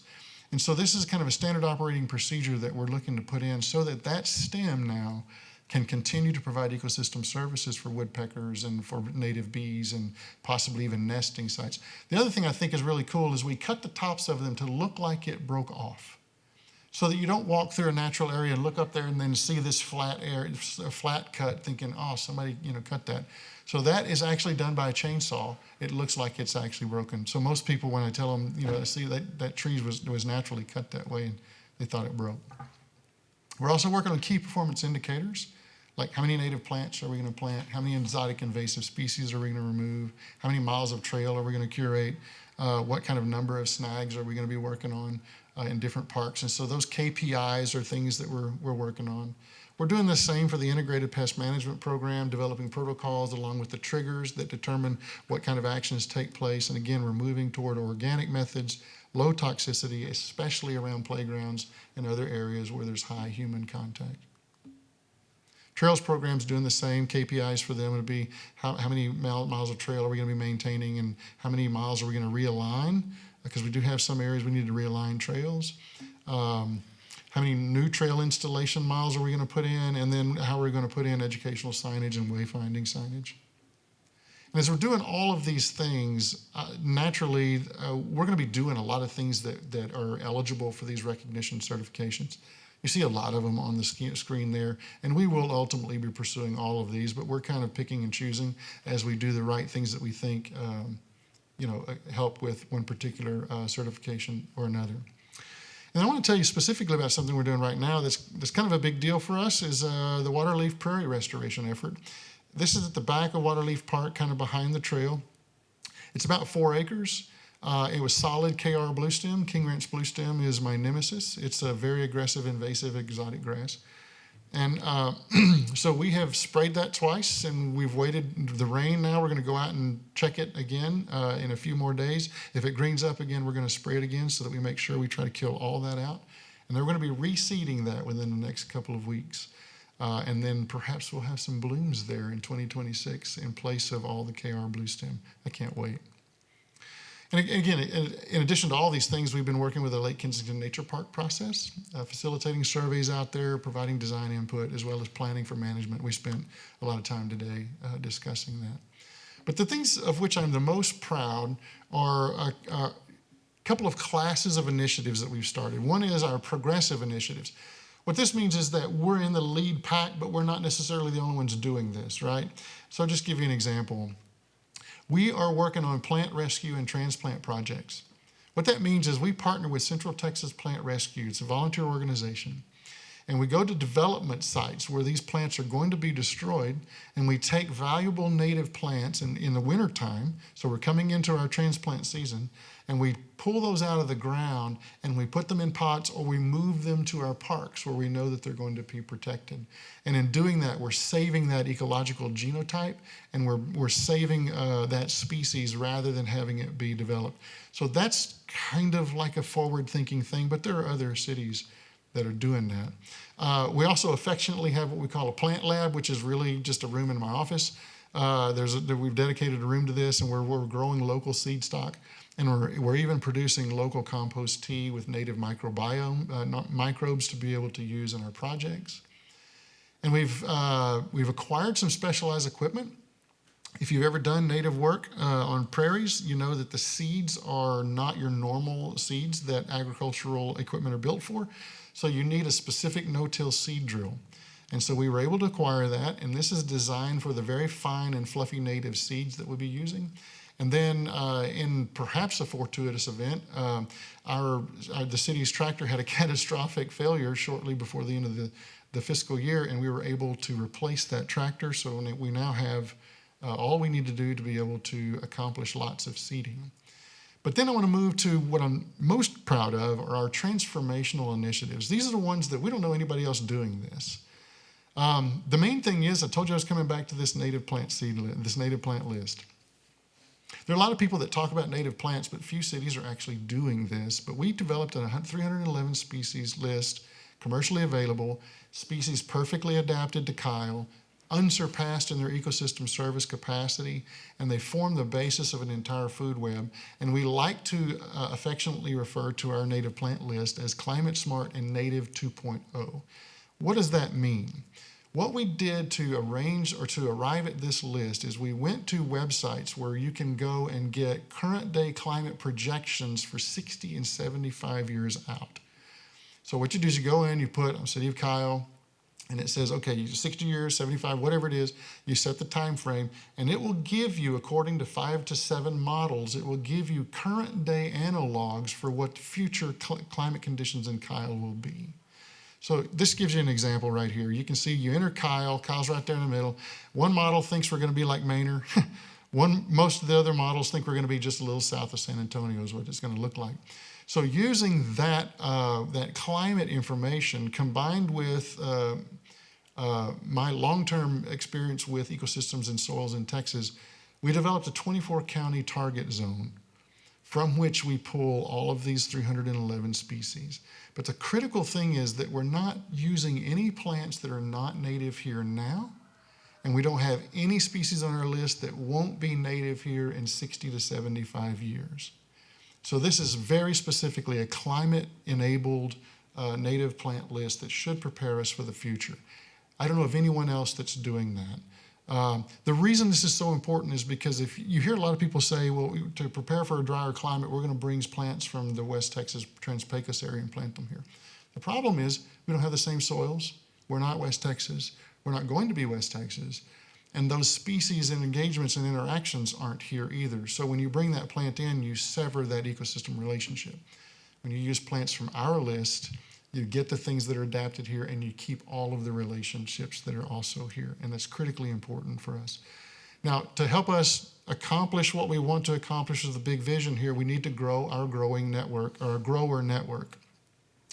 So Calvin King, one of my staff, has been really bird dogging this, and he's been growing our local grower list. Every grower that we find out about, he goes and he meets and he talks to them. He goes out to their site and has all kinds of conversations about what we're trying to do. They are very interested in plugging into what we're doing. We're seeing more and more interest, people calling us saying, hey, I hear y'all are doing this. What can I come see what y'all are talking about? But right now what we're doing is we're trying to ensure supply is there as we build demand, and so we're entering into contracts and agreements with growers to grow the species on our plant list that we think we're going to really be needing.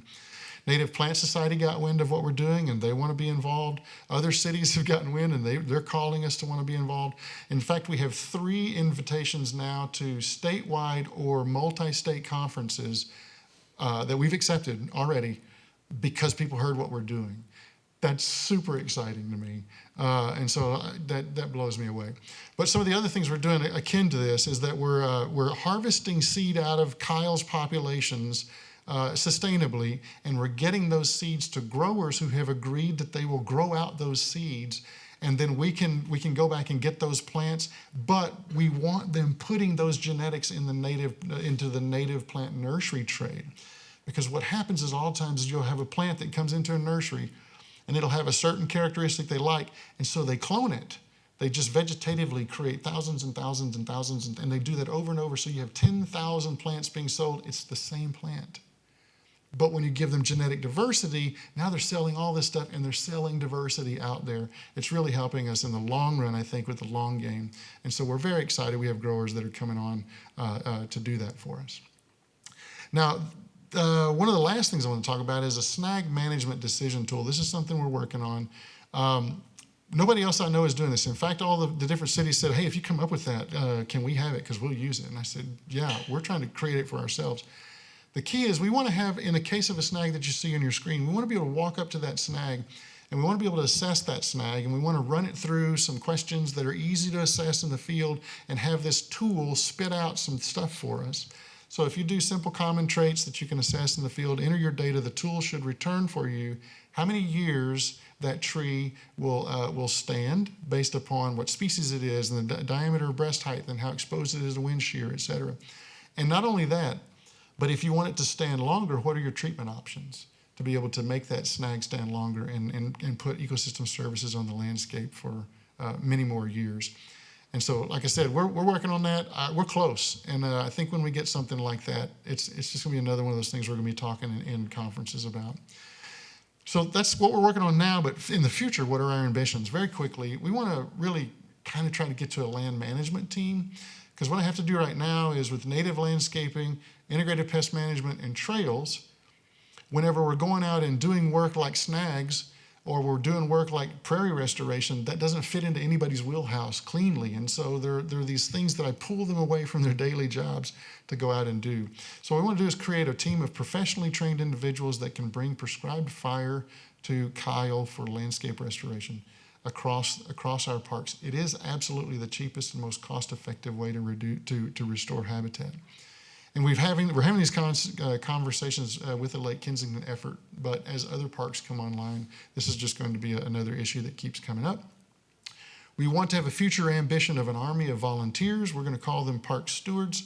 We're trying to stand that program up right now. Those park stewards would then be able to do trail and habitat work for us, as well as it would provide ownership as they're out there working in those parks so that they feel a sense of ownership for the park. So kind of what are the next steps with all the things that we're working on right now? What do we expect to be doing like very soon in the next few months? Implementing the SOPs, implementing snag management protocols, implementing integrated pest management protocols, exotic species management protocols. And then we want to just basically get into action, continue managing ecosystem recovery areas, continue managing existing recovery areas, identify and begin to restore other areas, create wildlife trees in parks, transition Kyle to this 100% native landscaping, and increase ecosystem services exponentially. And if we go back to our mission of creating and breathing life into our parks and creating delightful nature experiences for people while providing ecosystem services that pay us back, I look at that mission and I think that mission is critical. And the reason I think it's critical is because the future of our pollinators and the future of our own society is tied to that, and it's in our hands. My name is John Davis. I'll take any questions or feedback that you might have. Do you have any local landscaping companies that have kind of bought into this, like private contractors or whatever that people could hire for their own homes or for their HOAs or anything like that? Okay. That would work with this native vision that you have? Yes, and then so at first I was like, yes, we do. We have some that it's interesting how companies react. Some you provide them this list and they say, thank you. We'll get you. We'll design it for you. And so there are those groups out there that are like that. The second part of your question made me hesitate a little bit because I don't know that a homeowner would hire those firms. But there are individuals that have this passion that can do, local designs. We're not maintaining a list of those people, but we kind of know how to find those people. So that's kind of a yes. Okay. Are there currently any incentives for homeowners to take that list and then redo their own yards? That might be like a planning question, but anything out there kind of? I would say our water department is working on it. Water conservation, I don't know if you know Jessica Wright, but I know she's working on trying to get incentives in place for people to take out lawn and put in native plants. So she saw our native plant list and, she was just like, this dovetails perfectly. Yeah.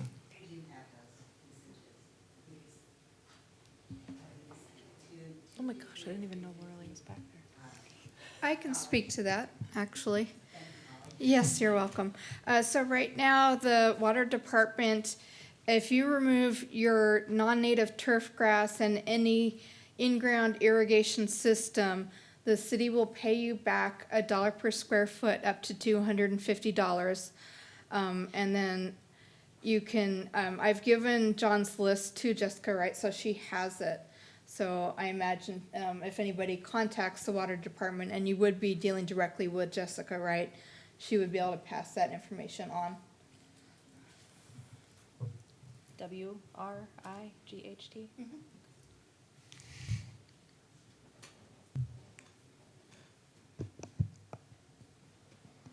If there are no questions, we'll move to the next agenda item. Receive a report, hold a discussion, and provide staff feedback on the Parks, Recreation, and Open Space Master Plan implementation strategy for fiscal year 25-26. David Lopez. All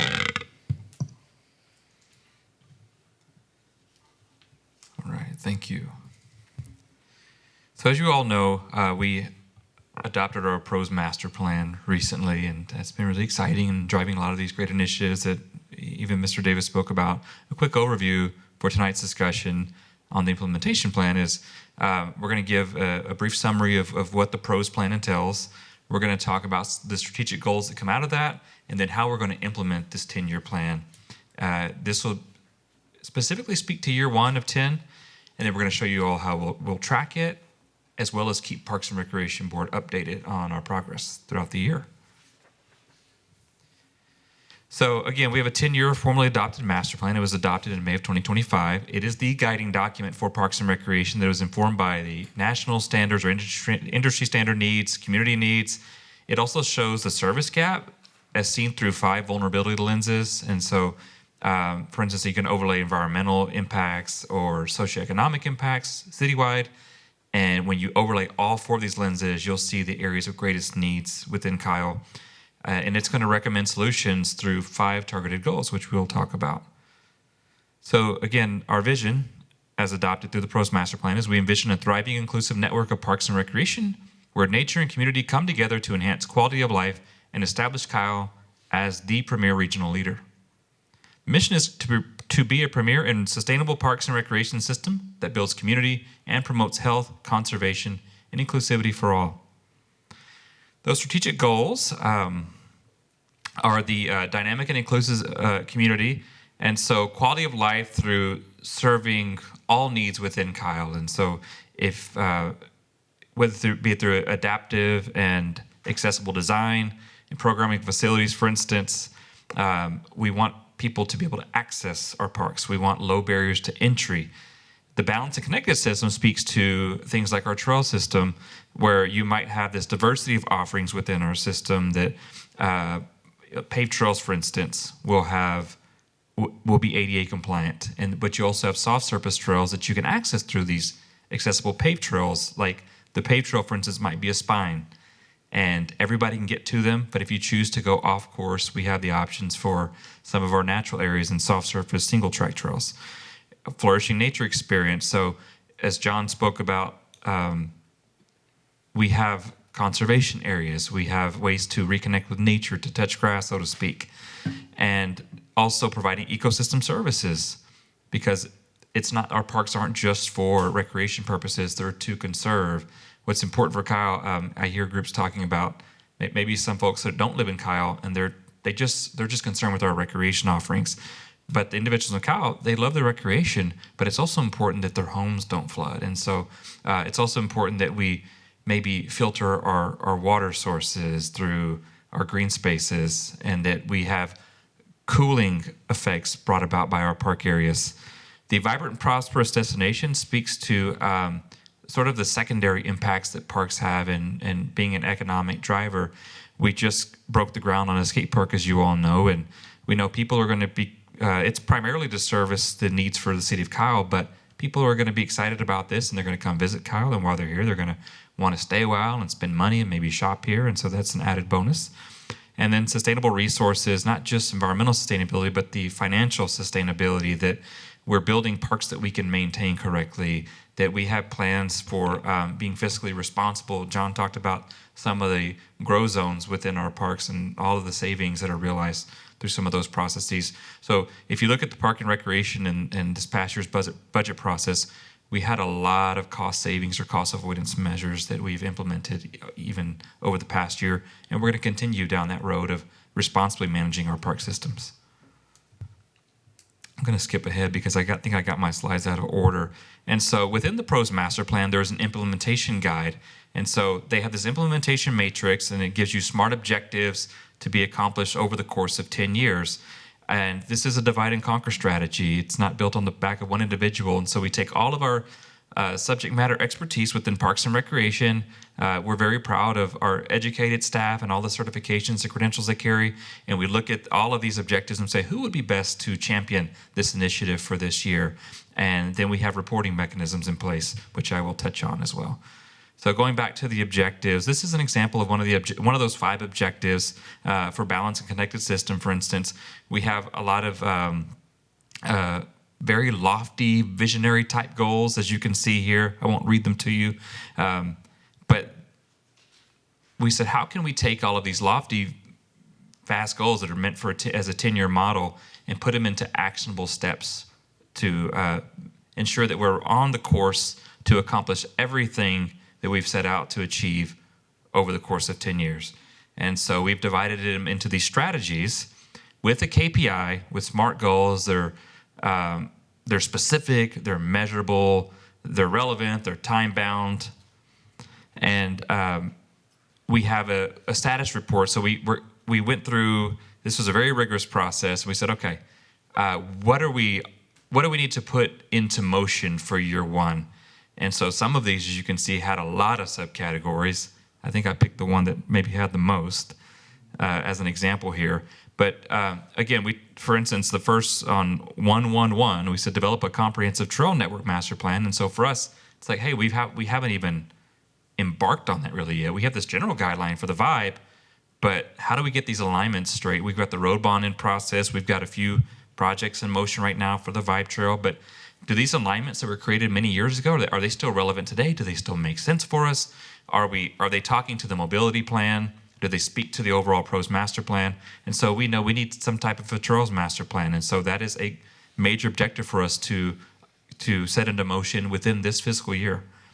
And so we project by Q3, quarter 3 of the fiscal year, that we're going to complete this process, which includes procuring a design firm to assist with this, to get it adopted by, or get it through the council, put it through the public input process, talk to the various departments and stakeholders who would be involved in that, and then get it adopted within that 3rd quarter. This took a lot of time, and we're actually going to kick off with staff tomorrow. Yes. Okay, the new fiscal year started October, right? So quarter 1 is technically October to December? That's right. Okay. Thank you. Okay. And so we have to check in on this regularly because we set it in motion and we can't just walk away. We have to hold each other accountable and get progress updates. And as executive leadership, we need to ensure that we're giving staff the proper resources they need to continue down the path and the proper support. And so we use a strategic planning management software called Achieve It. And we're going to load all of in fact, we are in the process of loading all of these KPIs into our Achieve It system. And we set up a frequency of when we need to check in. And so it sends automated updates to our emails. And it says, hey, we need an update on the Trails master plan process. And so we give our update, and then based on the timeline that we've set in place by our own standard, we determine if we're on track or we're off track or we need to rehash things out. And this is a live dashboard that everybody gets to see. This dashboard will feed within the department, and then it's going to roll up citywide in OpenGov on the City of Cal Transparency Portal to show where we're at in our master plan process. On top of that, we want to give Park Board quarterly updates on where we're at with the master plan. You all had a desire to get involved in more of the planning phases, and also more frequent updates on how we're progressing through our goals. And so we're going to be sending out a memo quarterly that's going to have the complete matrix, and you guys can dive in as deep as you want to and maybe reach out with any questions you may have on it. We hope it's all self-explanatory, but you can spend as much time as you want in that. Maybe it will cure your insomnia, or maybe it'll just generate some excitement and some buzz that might prompt some other requests for updates. So at this time, I'll take any questions or feedback you may have.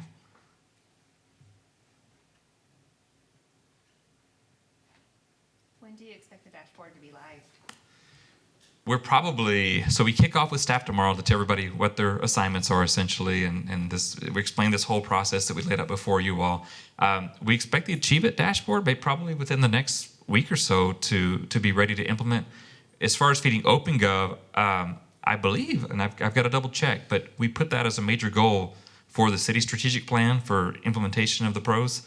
And so that may be already featured on our OpenGov portal, but I have to verify because we just had the new website launch and it's a new fiscal year.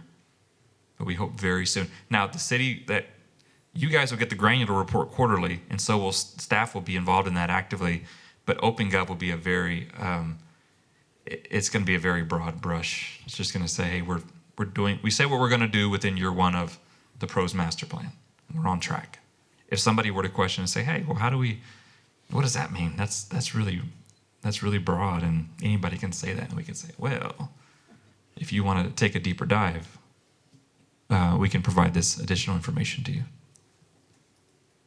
So will it have like a percentage of how much is complete? So some of them, it'll make sense to have a percentage, and other things are more like, it's like Achieve, and they're more like, maybe there's only 4 tiers.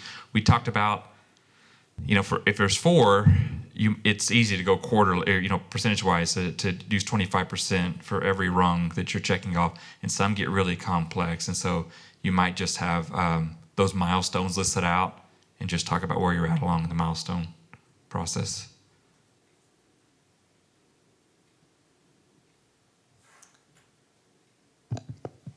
There are no other questions and comments. We'll move on to agenda item 5. Thank you. Thank you. Receive a report, hold a discussion, and provide staff feedback on the guidelines shaping the Parks and Recreation park planning strategy. Chris Escoto. Chris Escoto, Deputy Director, Parks and Recreation. So today I'm going to talk to you about the park planning strategy, give you a little bit of the intro and the foundational aspect when it comes to park planning, and really just talk you through the planning and design process. We're going to get a little bit into the funding definitions. How is it? What are the various buckets that exist? How do we tap into those buckets? And then really the implementation delivery aspect, our 5-year CIP and looking ahead. So believe it was a couple meetings ago, there was a desire to be more involved in the process, to really understand the various buckets of our CIP program. So where is the funding coming from? How is it going to get done? All those various aspects. So the purpose of this item here today is really just, and it's actually perfect with 2 new board members. that we're all on the same page here when it comes to the terminology that we tend to use quite a bit. But also just to put you at that driver's seat, right? To be able to be informed and ultimately have this collaborative relationship with staff. And so one of those aspects that we're going to be talking about is aligning that vision, the data, what are those values that ultimately give us the information needed in order to collectively design these parks and really develop these parks. So Mr. Lopez already talked about the mission and the vision itself, but ultimately this is our foundation, right? So this is where we want to, I like to say this is what I want to be when I grow up. So these are those two elements on how we're looking at that. But just to give you a little bit of I guess, history lesson on what park staff really deal with. As I was doing my research for this presentation, I saw this whopping number that back in 2024, the National Park Service, granted this is national, there was a deferred maintenance backlog of $22.9 billion. That just gives you a little bit of a snapshot of what Parks and Rec as a whole kind of deals with. Parks and Recreation agencies throughout the country may not be in the billions, but they're definitely still in those millions on deferred maintenance. And what does that impact do? It does increase the maintenance costs if you just keep prolonging or extending, not having to replace this or having to do this. So as well as could provide some health and safety concerns, the user experience. We can have poor reviews or poor ratings on social or whatever that may be because people don't want to go there because they don't feel safe, as well as just deteriorate natural areas, as Mr. Davis was alluding to earlier today with his presentation. So it's truly something that everyone experiences, and Kyle has experienced that. So it is one of those components that we are aware, but there are ways to navigate deferred maintenance strategy, which you have preventative maintenance, you have regular inspections, standardized work orders, identifying funding, even though we're lucky enough that we do have our council that dedicated set funding for the next 5 years. That's still not enough, and you'll get to see here in this presentation as we start talking about the various programs or the various projects that we have. So we have to be creative with grant writing, which are all these things here that you see on screen. I'm hoping you're thinking like, oh, I think the Parks Department is doing this right now. We've been applying for grants. Mr. Davis was talking about having inspections or having SOPs. That's all part of that process.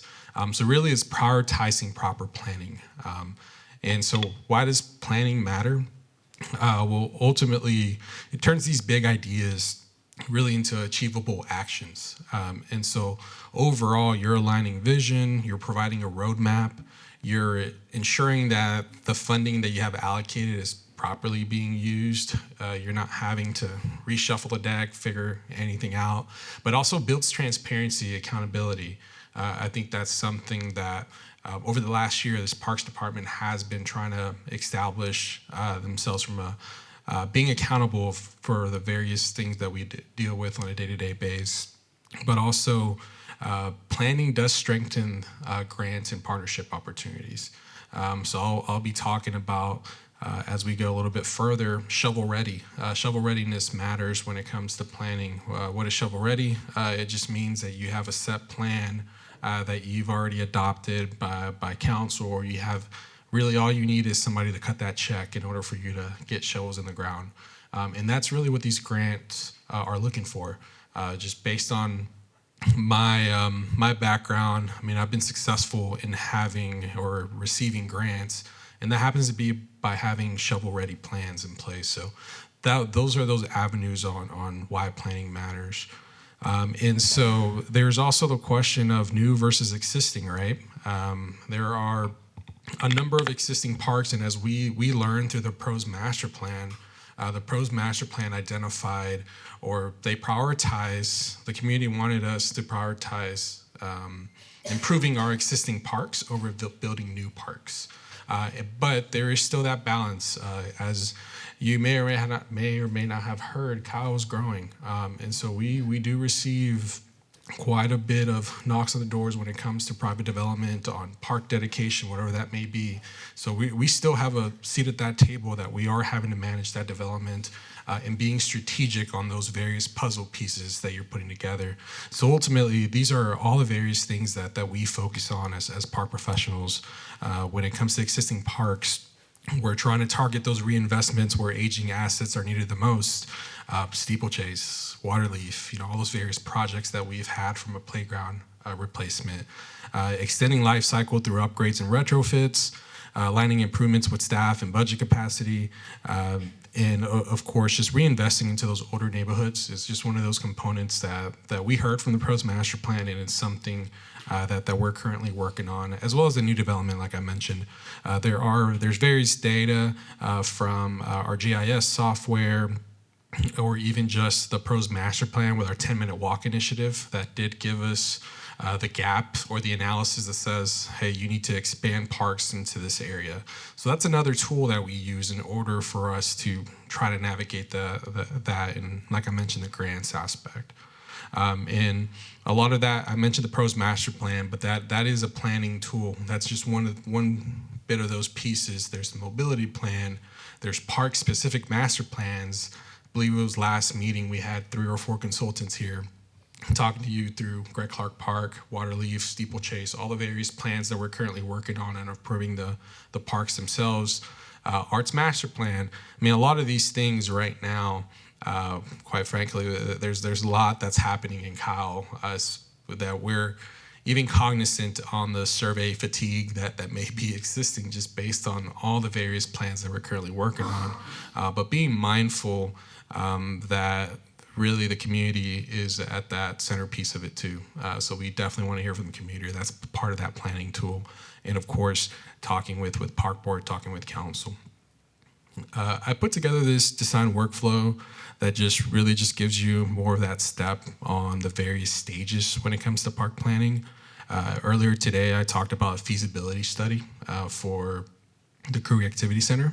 So that's really step one. So there's a feasibility aspect that really, what is that doing? It's just really trying to put together what are the goals, what's just the main vision that we're trying to accomplish.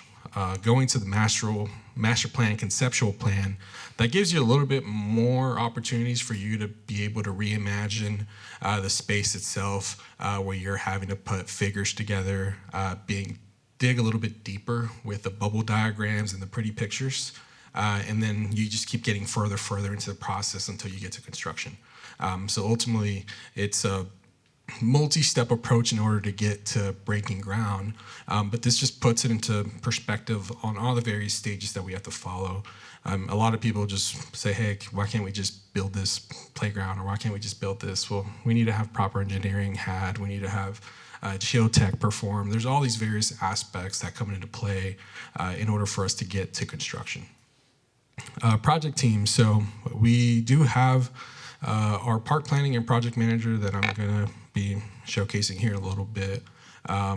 Actually, he's right here though, but Will Atkinson, who is a team of one. I say 1.5 because I help him out as well. But we have our consultants, we have our design engineers, our architects, planners, and so forth that do assist.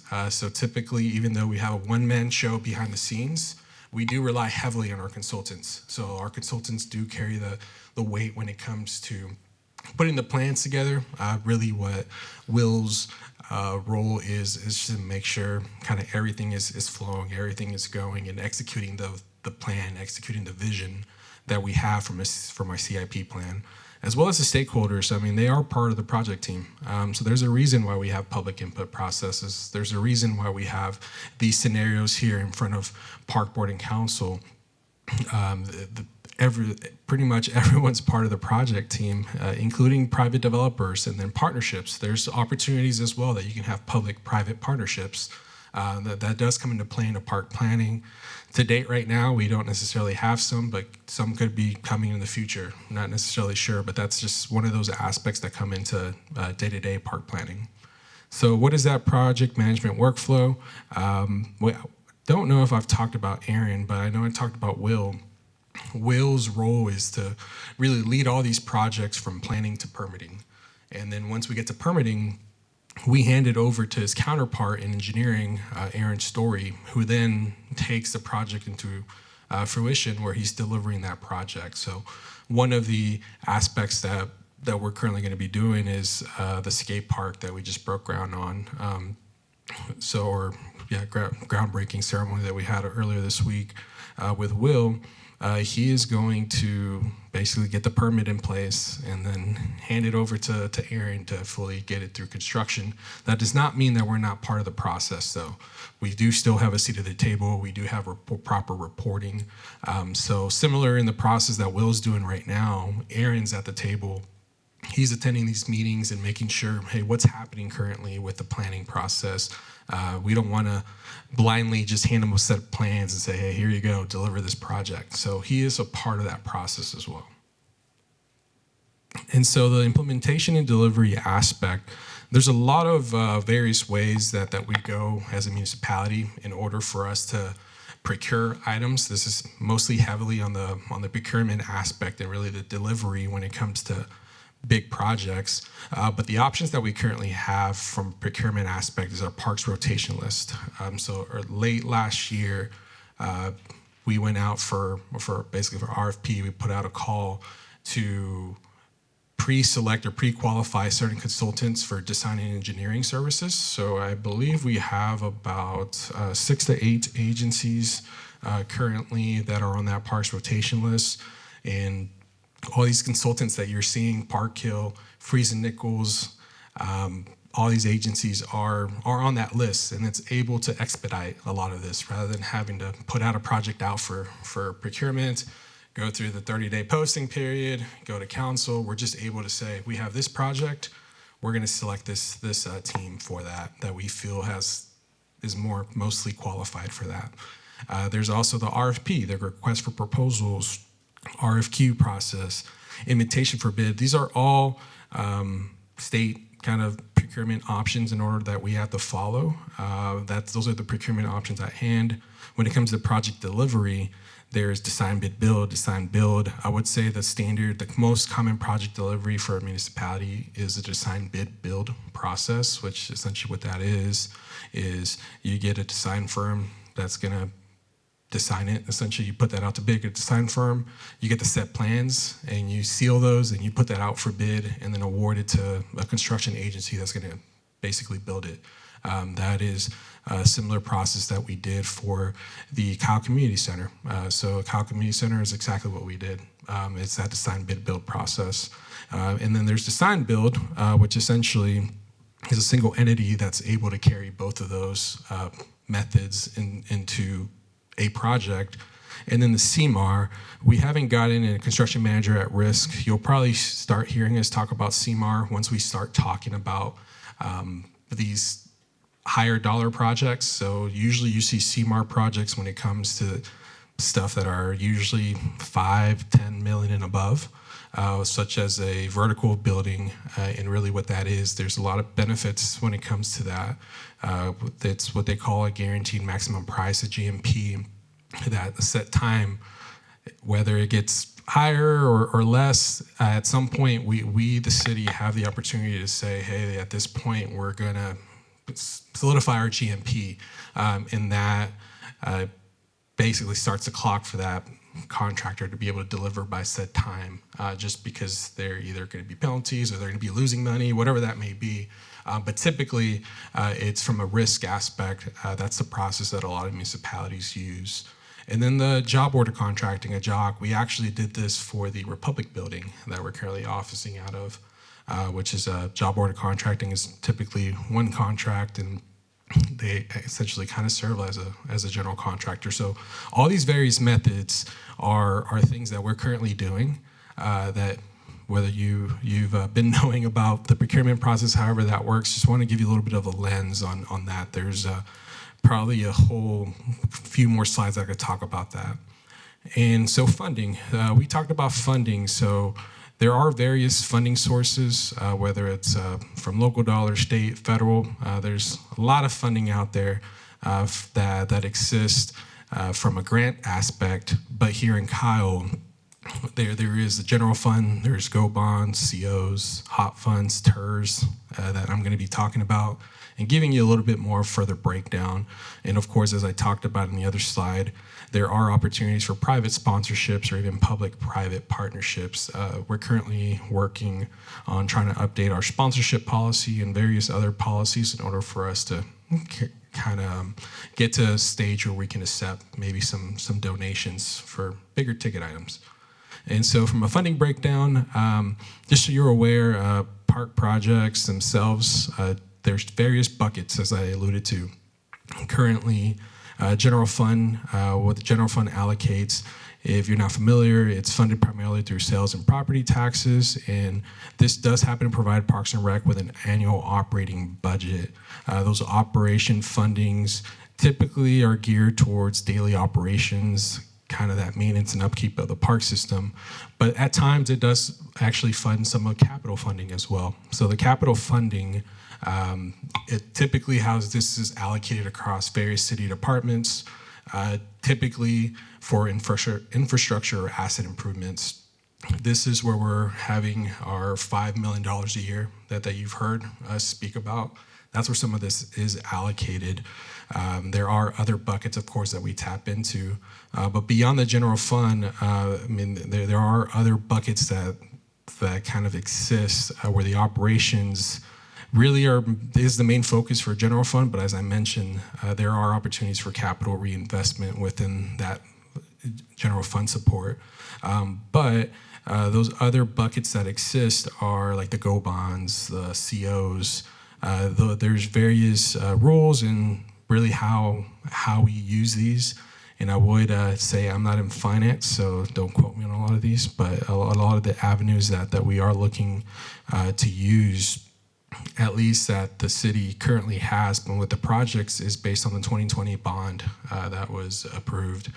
There's a number of projects like the skate park, trails that we're currently working on from the GO bond, and then there's COs with like Lake Kensington. Lake Kensington's receiving COs, and so there's different ways on how it works, but ultimately the difference is the GO bonds do have to be approved by voters, and COs they generally kind of work like GO bonds, but it doesn't necessarily require voter approval, but it is something that City Council does have to appropriate and accept ultimately for use. And there's different projects that typically have these. The COs are primarily more for those critical repairs that are more urgent infrastructure or something that you're going to be using grant dollars to match with. So there's different strategies on how the city uses it. Again, I'm not in the finance department, so I can't necessarily speak to the strategy, but that with all that. But ultimately, these are the various buckets that we have. As we start going into other buckets, we have TERS districts. I forget how many TERS districts we have, but they're ultimately what this is it captures the increase in property tax revenue within that defined zone, and you're able to reinvest those dollars within those areas. So some of the TERS districts that we are currently using for some of the projects could fall within the La Verde area, Heroes area, where we're able to tap into those funds. There are opportunities for you to be able to do capital investment as well as capital, what I call capital maintenance. So there's ways that you, from that deferment that I spoke about earlier, you're able to tap into some of those dollars at times to, again, reinvest in those areas.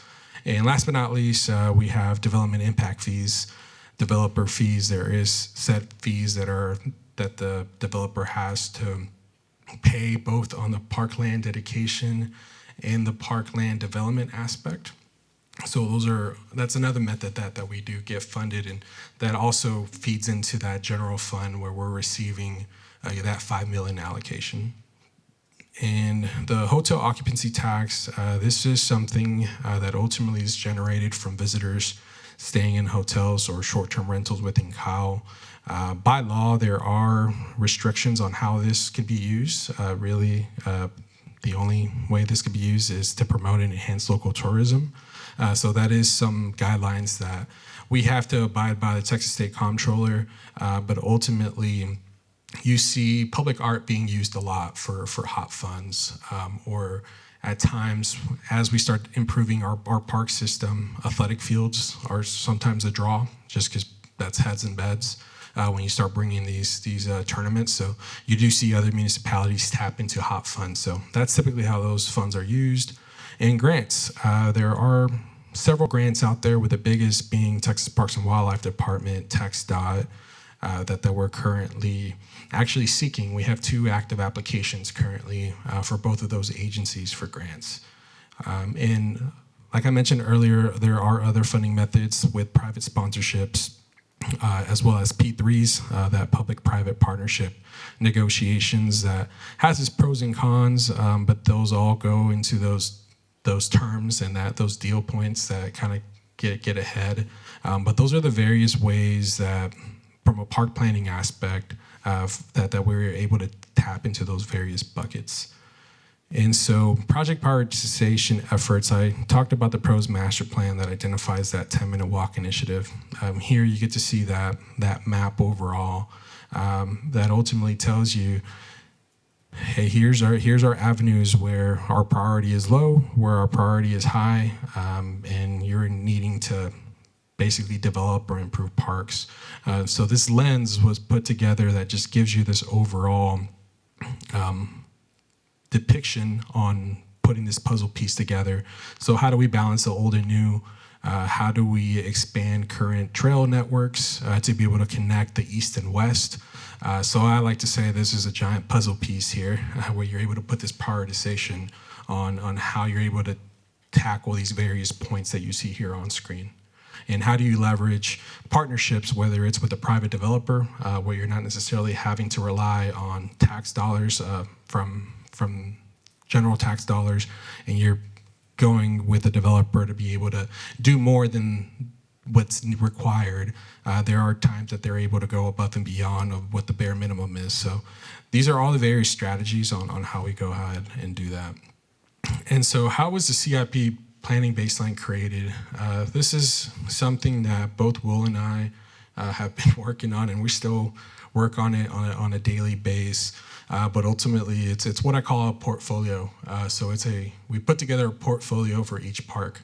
So we've identified it based on what's currently existing, what do we envision coming to this park, what needs to be replaced at this park. So like playgrounds, pavilions, bridges, whatever it may be. Just because you cut ribbon on something doesn't mean that that's where it stops. So like Heroes Memorial Park, I would probably say here in about 20 years or so, we have to figure out the replacement of that bridge that's currently featured on Heroes Memorial, or having to figure something out. So those are all those avenues that you're looking to do, similar to playgrounds. Every 20 years, 15 to 20 years, you have to replace them. So ultimately, you're putting together this portfolio that we're able to identify these OPCCs, these opinion of probable costs, that ultimately are able to inform staff on, come 2032, these are all the things that we need to do, because we don't want to get deferred.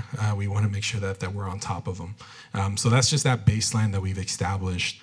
And ultimately, CIP, CMP framework, parks are more than infrastructure. They're community anchors. So it's something that we want to make sure that we take care of. Planning is right at the forefront of that we need to make sure that we're looking at it at the various lens that the PROS master plan has provided to us, but also making sure that we still hear from the community on the various aspects that we have out there.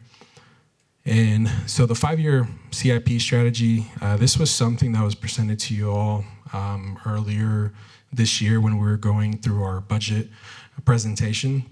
So this may look familiar, but currently from FY 24-25, which is this past fiscal year, we were running total of right above $3 million.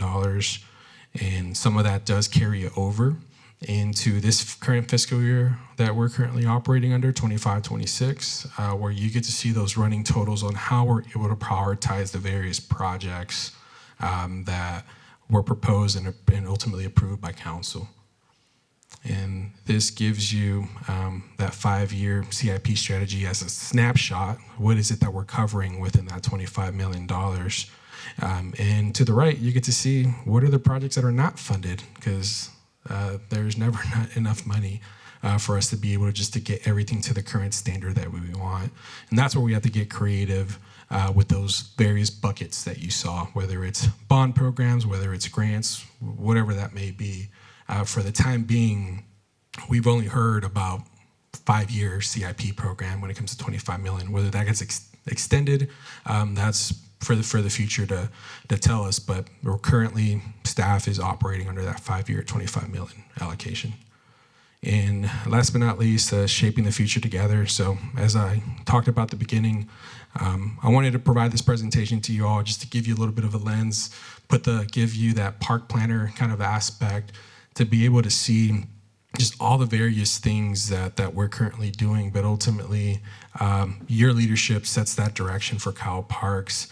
We ultimately want to make sure that we equip the community with bold, shovel-ready projects, ensuring that all of our neighborhoods are benefited from these various investments.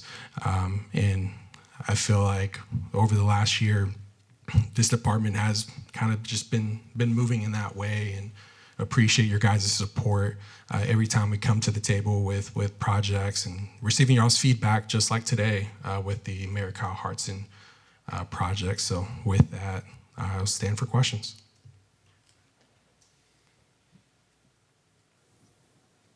A lot of information.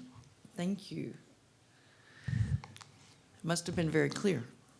We'll move on to the next item. Number 6, receive a report, hold a discussion, and provide staff feedback regarding general departmental updates on community events, programs, aquatics, TRAPS conference, park TEC projects, and capital improvement projects, and future meeting dates. All right, Chris Escoto, Deputy Director, Parks and Recreation. I'm going to tackle this with my counterpart, Ms. Garcia, Amy Garcia, our Assistant Director. We'll actually hand it off to her first for community events. All right, good evening, everyone. Amy Garcia, Assistant Director for the Parks and Recreation Department. So I'll go through a bit of highlights for the October flashback for some of our events. And then I'll lead into some of the programs and aquatics, where we're at with that, and a slight wrap up. And then I will jump on over, pass back to Deputy Director Chris Escoto for the TRAPS conference and then Parks TEC projects. All right, just a quick flashback. So we had our Kyle Market Days and Founders Day Parade on October 11th. This was an opportunity for individuals to come out and participate in the Founders Day Parade, as well as with the Kyle Market Days. We did have a performance by Los Spark Notes, and then we had our Halloween Boogie All Abilities Dance. So this is a dance that's for people with disabilities of all ages, and this is done in partnership with Gemstone, so they offer the space to us for free. And so we are continuing that partnership. The next dance will be in December. We did have our City Fest event on October 18th, if you all were able to attend with us. This was an opportunity to hear an address from our mayor, and then also we had department booths out on site to give information on what's going on in the city, what departments are doing, as well as an opportunity to do a touch-a-truck, kids activity zone, and then chili cook-off. And then we had food vendors out as well. We did have 2 performances for the night, and then we did have fireworks to conclude the night, starting around 7:45, 7:50. This year was the first year we've done the Kyle Unplug, and this was an initiative that was done with the Texas Recreation and Park Society, which is an organization that the Parks and Recreation Department is a part of. It was just an opportunity for us to provide a free event for the community. They were able to come out and enjoy free food and then kids' activities. The initiative was pretty much to unplug, get away from the phones, get away from the computer and the TV, and just come out and enjoy a free event at Steeplechase Park. We did have our Center Street Trick or Treat, if you guys were able to attend with us this past Saturday. This was done at Mary Kyle Hartson Park. We did have some weather impacts. We had to delay the event about 2 hours, so we ended up starting at 11. We went and proceeded with the event as long as we could, but unfortunately with weather, we did have to cut the event short, so we stopped it about 45 minutes early due to lightning in the area and then hail that came through as well. We will be having a first responders event. This is a first time event. We will be doing this at Heroes Memorial Park. This is for tomorrow. This is an opportunity for the Parks and Recreation Department to highlight and give thanks to those local heroes. So we have the Kyle Police Department as well as the Kyle Fire Department. And then we also partnered with the schools where we gave them the opportunity to submit an essay on informing us what they felt a hero meant to them. So we will, those individuals that were selected will be reading tomorrow during that event. All right, and some upcoming events. We will have on November 1st an Art in the Park. This is done at Mary Kyle Arts and Park. We will have on November 6th the Jams on the Green. November 7th, Movies in the Park. November 8th is our Kyle Market Days, and including with our Veterans Day Parade. We are asking for anybody or any organizations that would like to sign up. Registration is currently low for that parade.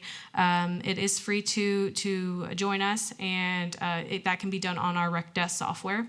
We will be having our Family Skate Night on November 14th at Ash Pavilion, and registration is also open for that. Coming up, we will have some of our programs. On November 8th, we will be doing a pickleball tournament. For this tournament, we did add in a 50-plus age group, so that was by demand, high demand from some of the participants. So that would be an age group that we have added in, and we have 3 spots remaining as of what I checked this morning. So if anybody's interested or know anyone's interested in joining that pickleball tournament, it is indoors. I already touched on the fall themed skate night, and then we will have our organic gardening class on November 15th. November 20th, Social Squad, which is our program for individuals with disabilities. This is typically done at our Republic building. And then we will have a family night out. This is, again, just an opportunity for families to come out. We'll provide outdoor programs and some vendors, as well as music. And then on November 22nd, we will have our Volunteer Trails Cleanup Day.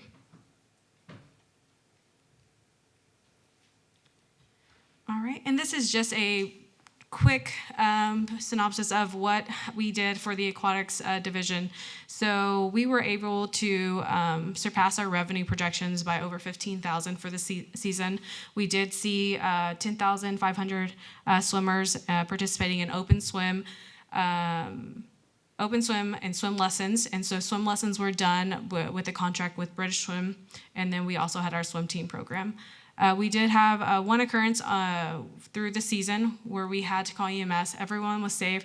It was just one rescue that was done, and then that was per 1,260 swimmers, so showcasing our safety and lifeguard performances throughout the summer.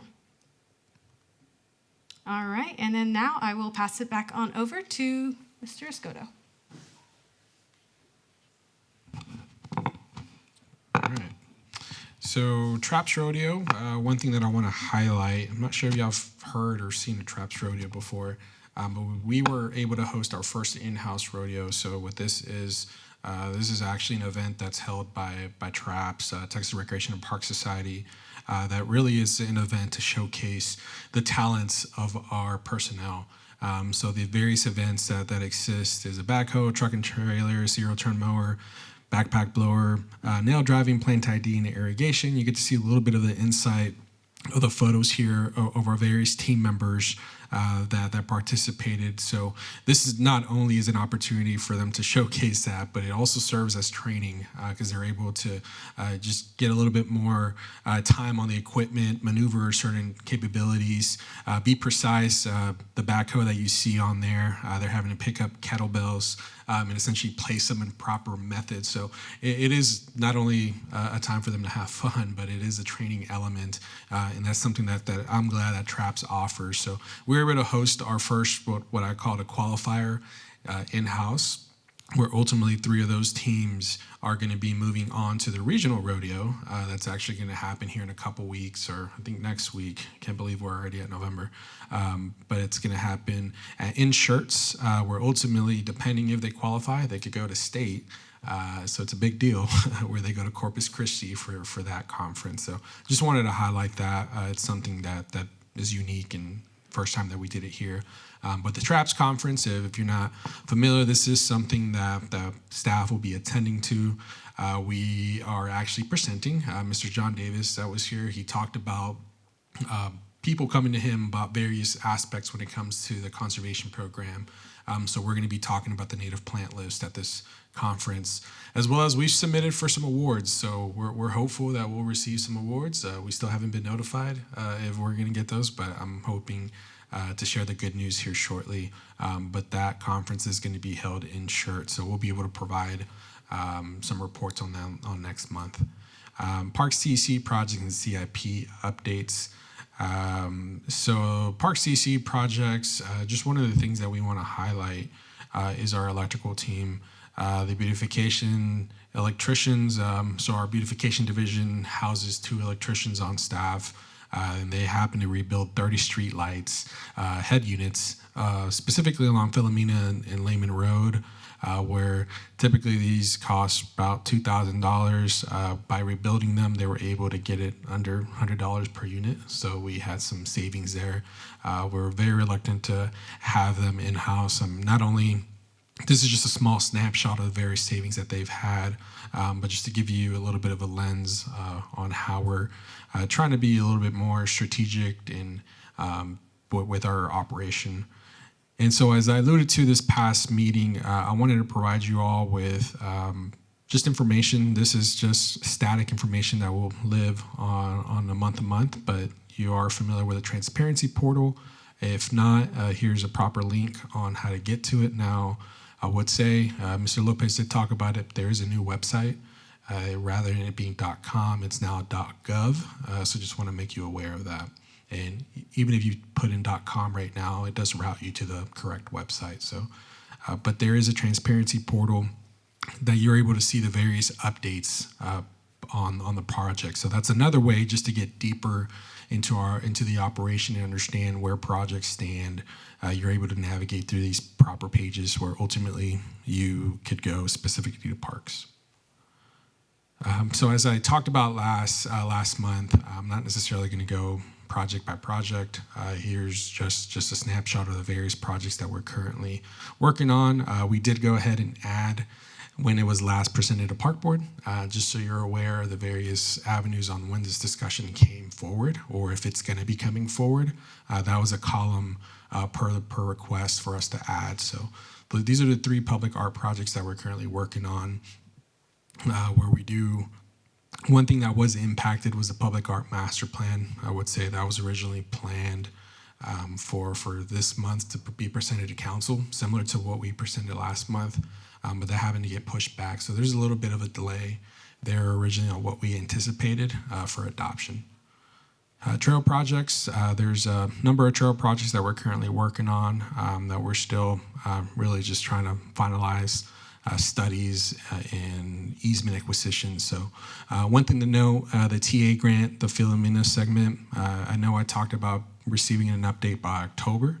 I looked this past weekend, I looked on the website for TxDOT, and it's not on their agenda. They do have an agenda coming up with their monthly meeting on the 31st or 30th.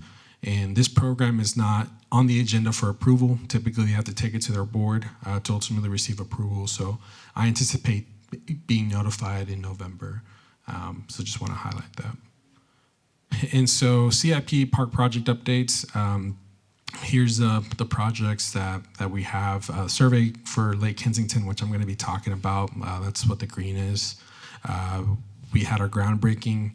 If you weren't able to attend, it was a great turnout. It was a great event. Just want to thank Tamara for putting that program together for the skate park groundbreaking ceremony.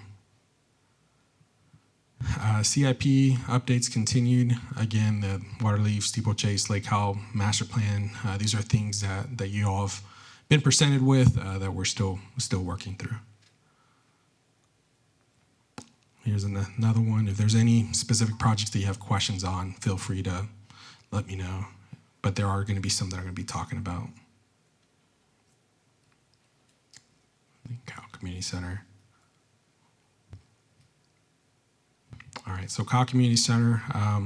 So one of those avenues, we did anticipate construction to begin the week of 10/20. I would say that all the steps needed in order for us to get to construction have been had. So there's been all the pre-construction meetings discussed. I actually have a meeting with the tenant, the doctor's office tomorrow, where we're able just to kind of get everything figured out. But ultimately, we're just waiting on some contractual things to get finalized. But we do envision on starting any time now. It's just a matter of just those small details. But everything's in the works just for us to be able to get mobilized. I would say, in conversating with the contractor, they've been working with the subconsultants or the subcontractors on a daily basis to where there's not going to be a delay just because we've been waiting on these small little things. So we don't anticipate a huge delay on there, but that is something that we're currently working on. CIP update for Waterleaf Park. The playground is completed. There are some minor things that are being had with the walkways, the sidewalk, but ultimately everything will be ready to go for our ribbon cutting ceremony. That's going to be this Friday on Halloween.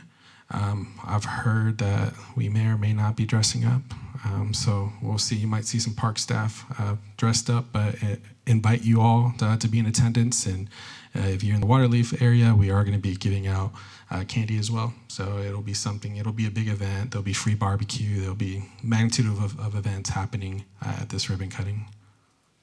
Lake Kensington, I do want to report that there was a total, the new number was 180 plus, I think right just a little bit above 180 respondents that we received feedback on, which ultimately was great feedback. I think a lot of the feedback received has been that what we've heard from the focus groups that we've had with the surrounding neighborhoods. We've been meeting with the adjacent communities besides Lake Kensington, where we have received consistent feedback just based on the survey and really what we're hearing on a day-to-day basis.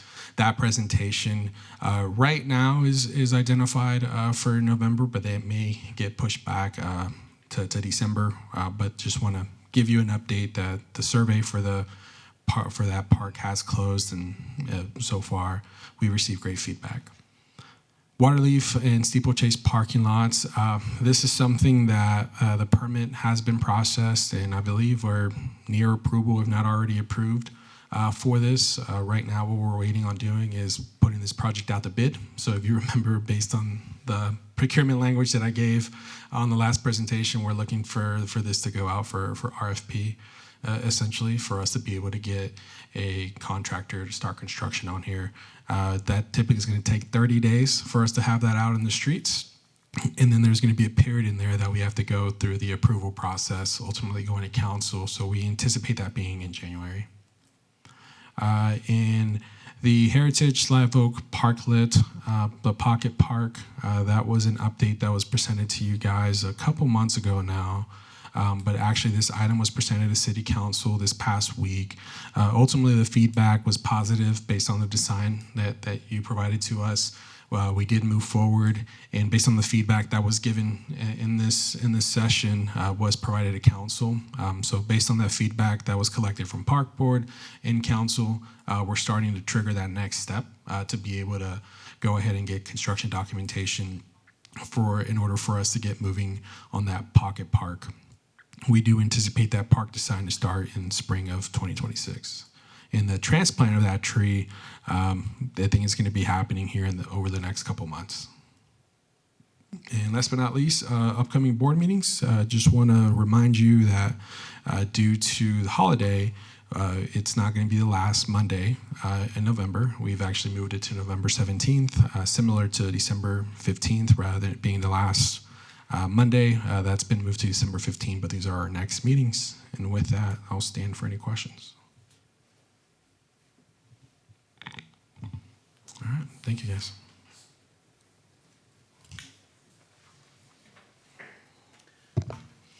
We'll move on to agenda item number 7. Consider nominations to select a board chair and a board vice chair for the Parks and Recreation Board. Tamara Aquino. Good evening. Good job, guys. You're powering through. Good job.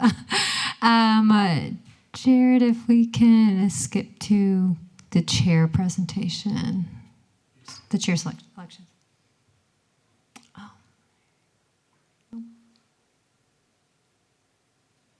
Maybe this. Oh, maybe it just. I think it got flipped around. Oh no. Maybe he's doing it for me.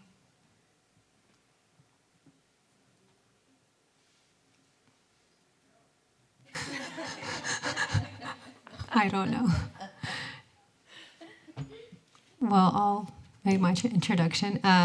Again, I'm Tamara Aquino, the Business and Strategic Planning Manager, and I get to be your board liaison. So, in case, again, just introduction to Holly Wilson, and give a hands up. Yeah. Okay, and then Susan Sagalo. Okay. I guess I'll just kind of go through this until he finds it.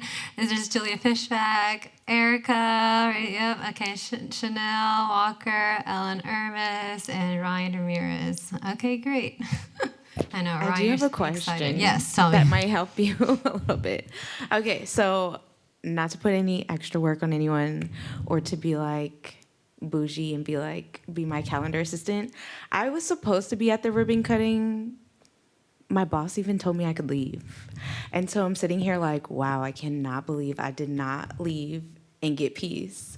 But is there any way we can do like calendar invites for maybe the meetings in the events? Or maybe I'm just finding out in the wrong place. I usually look on Facebook, but I also have 2 toddlers and I work at a middle school. So by the end of the day, I'm like, I don't have time. I'm overstimulated. So is there somewhere else I should be looking? Or like I can even schedule them on my own calendar if there's like a monthly list. Is it for just like the ribbon cutting events, or are you talking about park board? Park board meetings. Yeah. Like when you'll have park board meetings?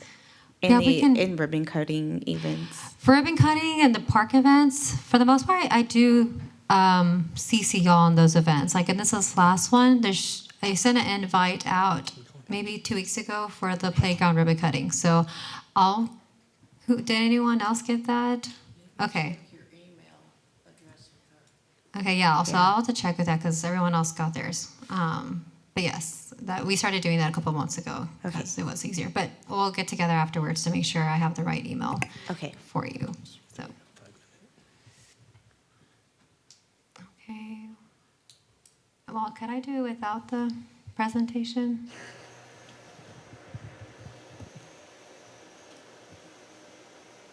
Okay, they're sending it over.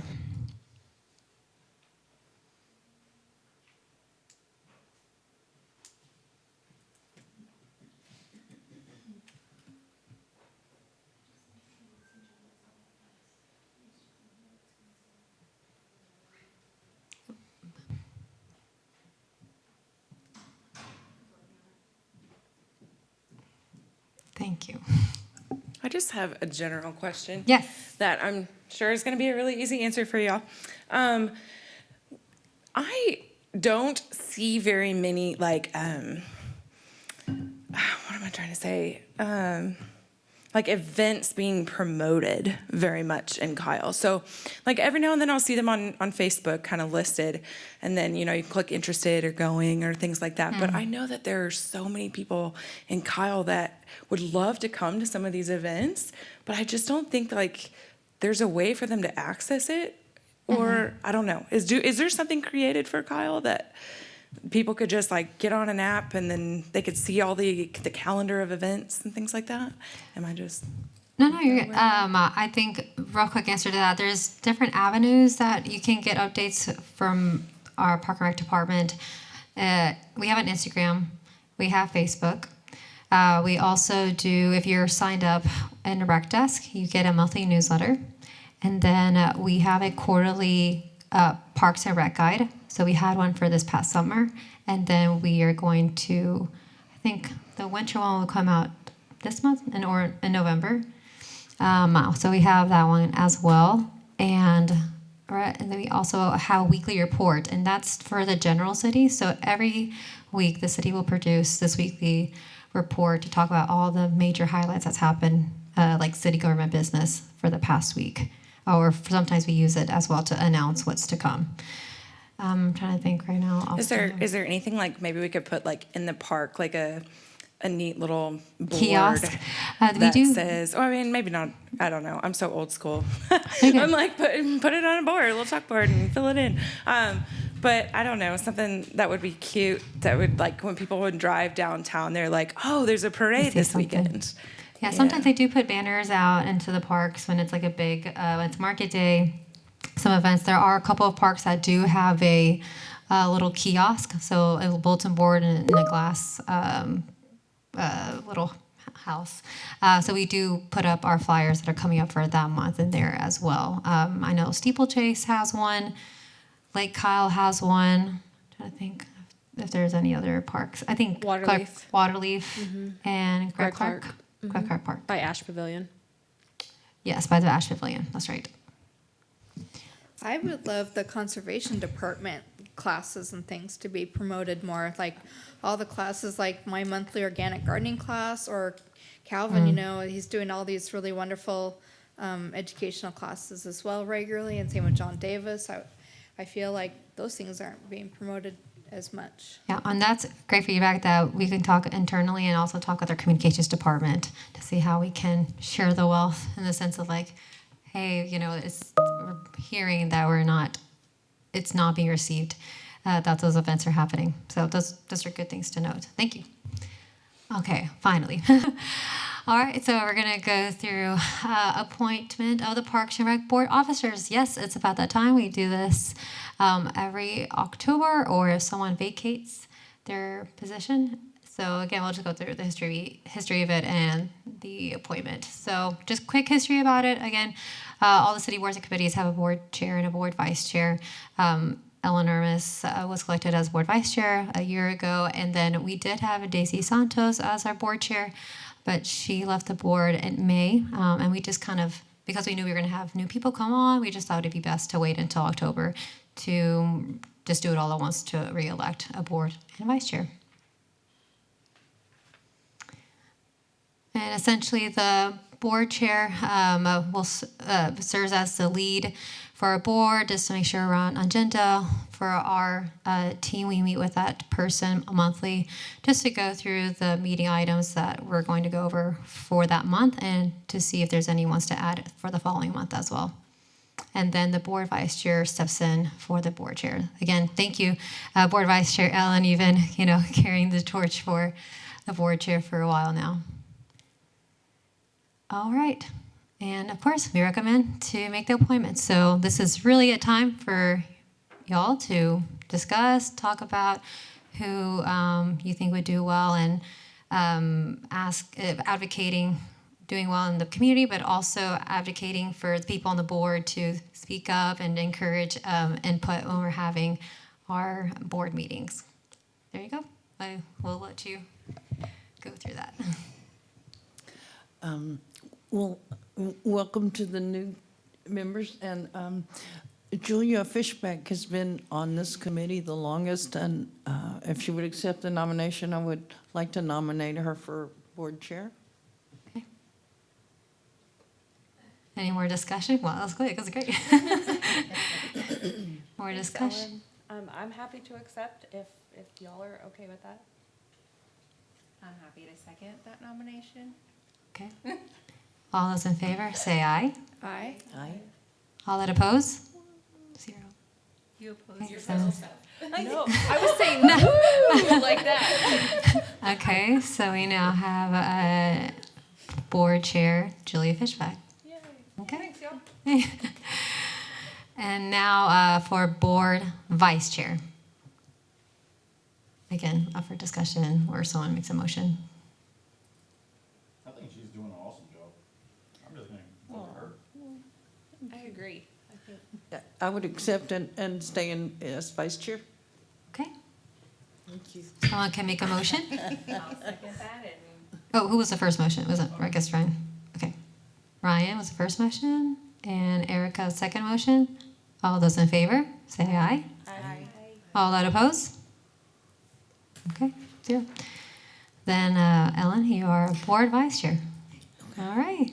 And we already covered agenda items 8 and 9, so we'll call for adjournment at 8:50.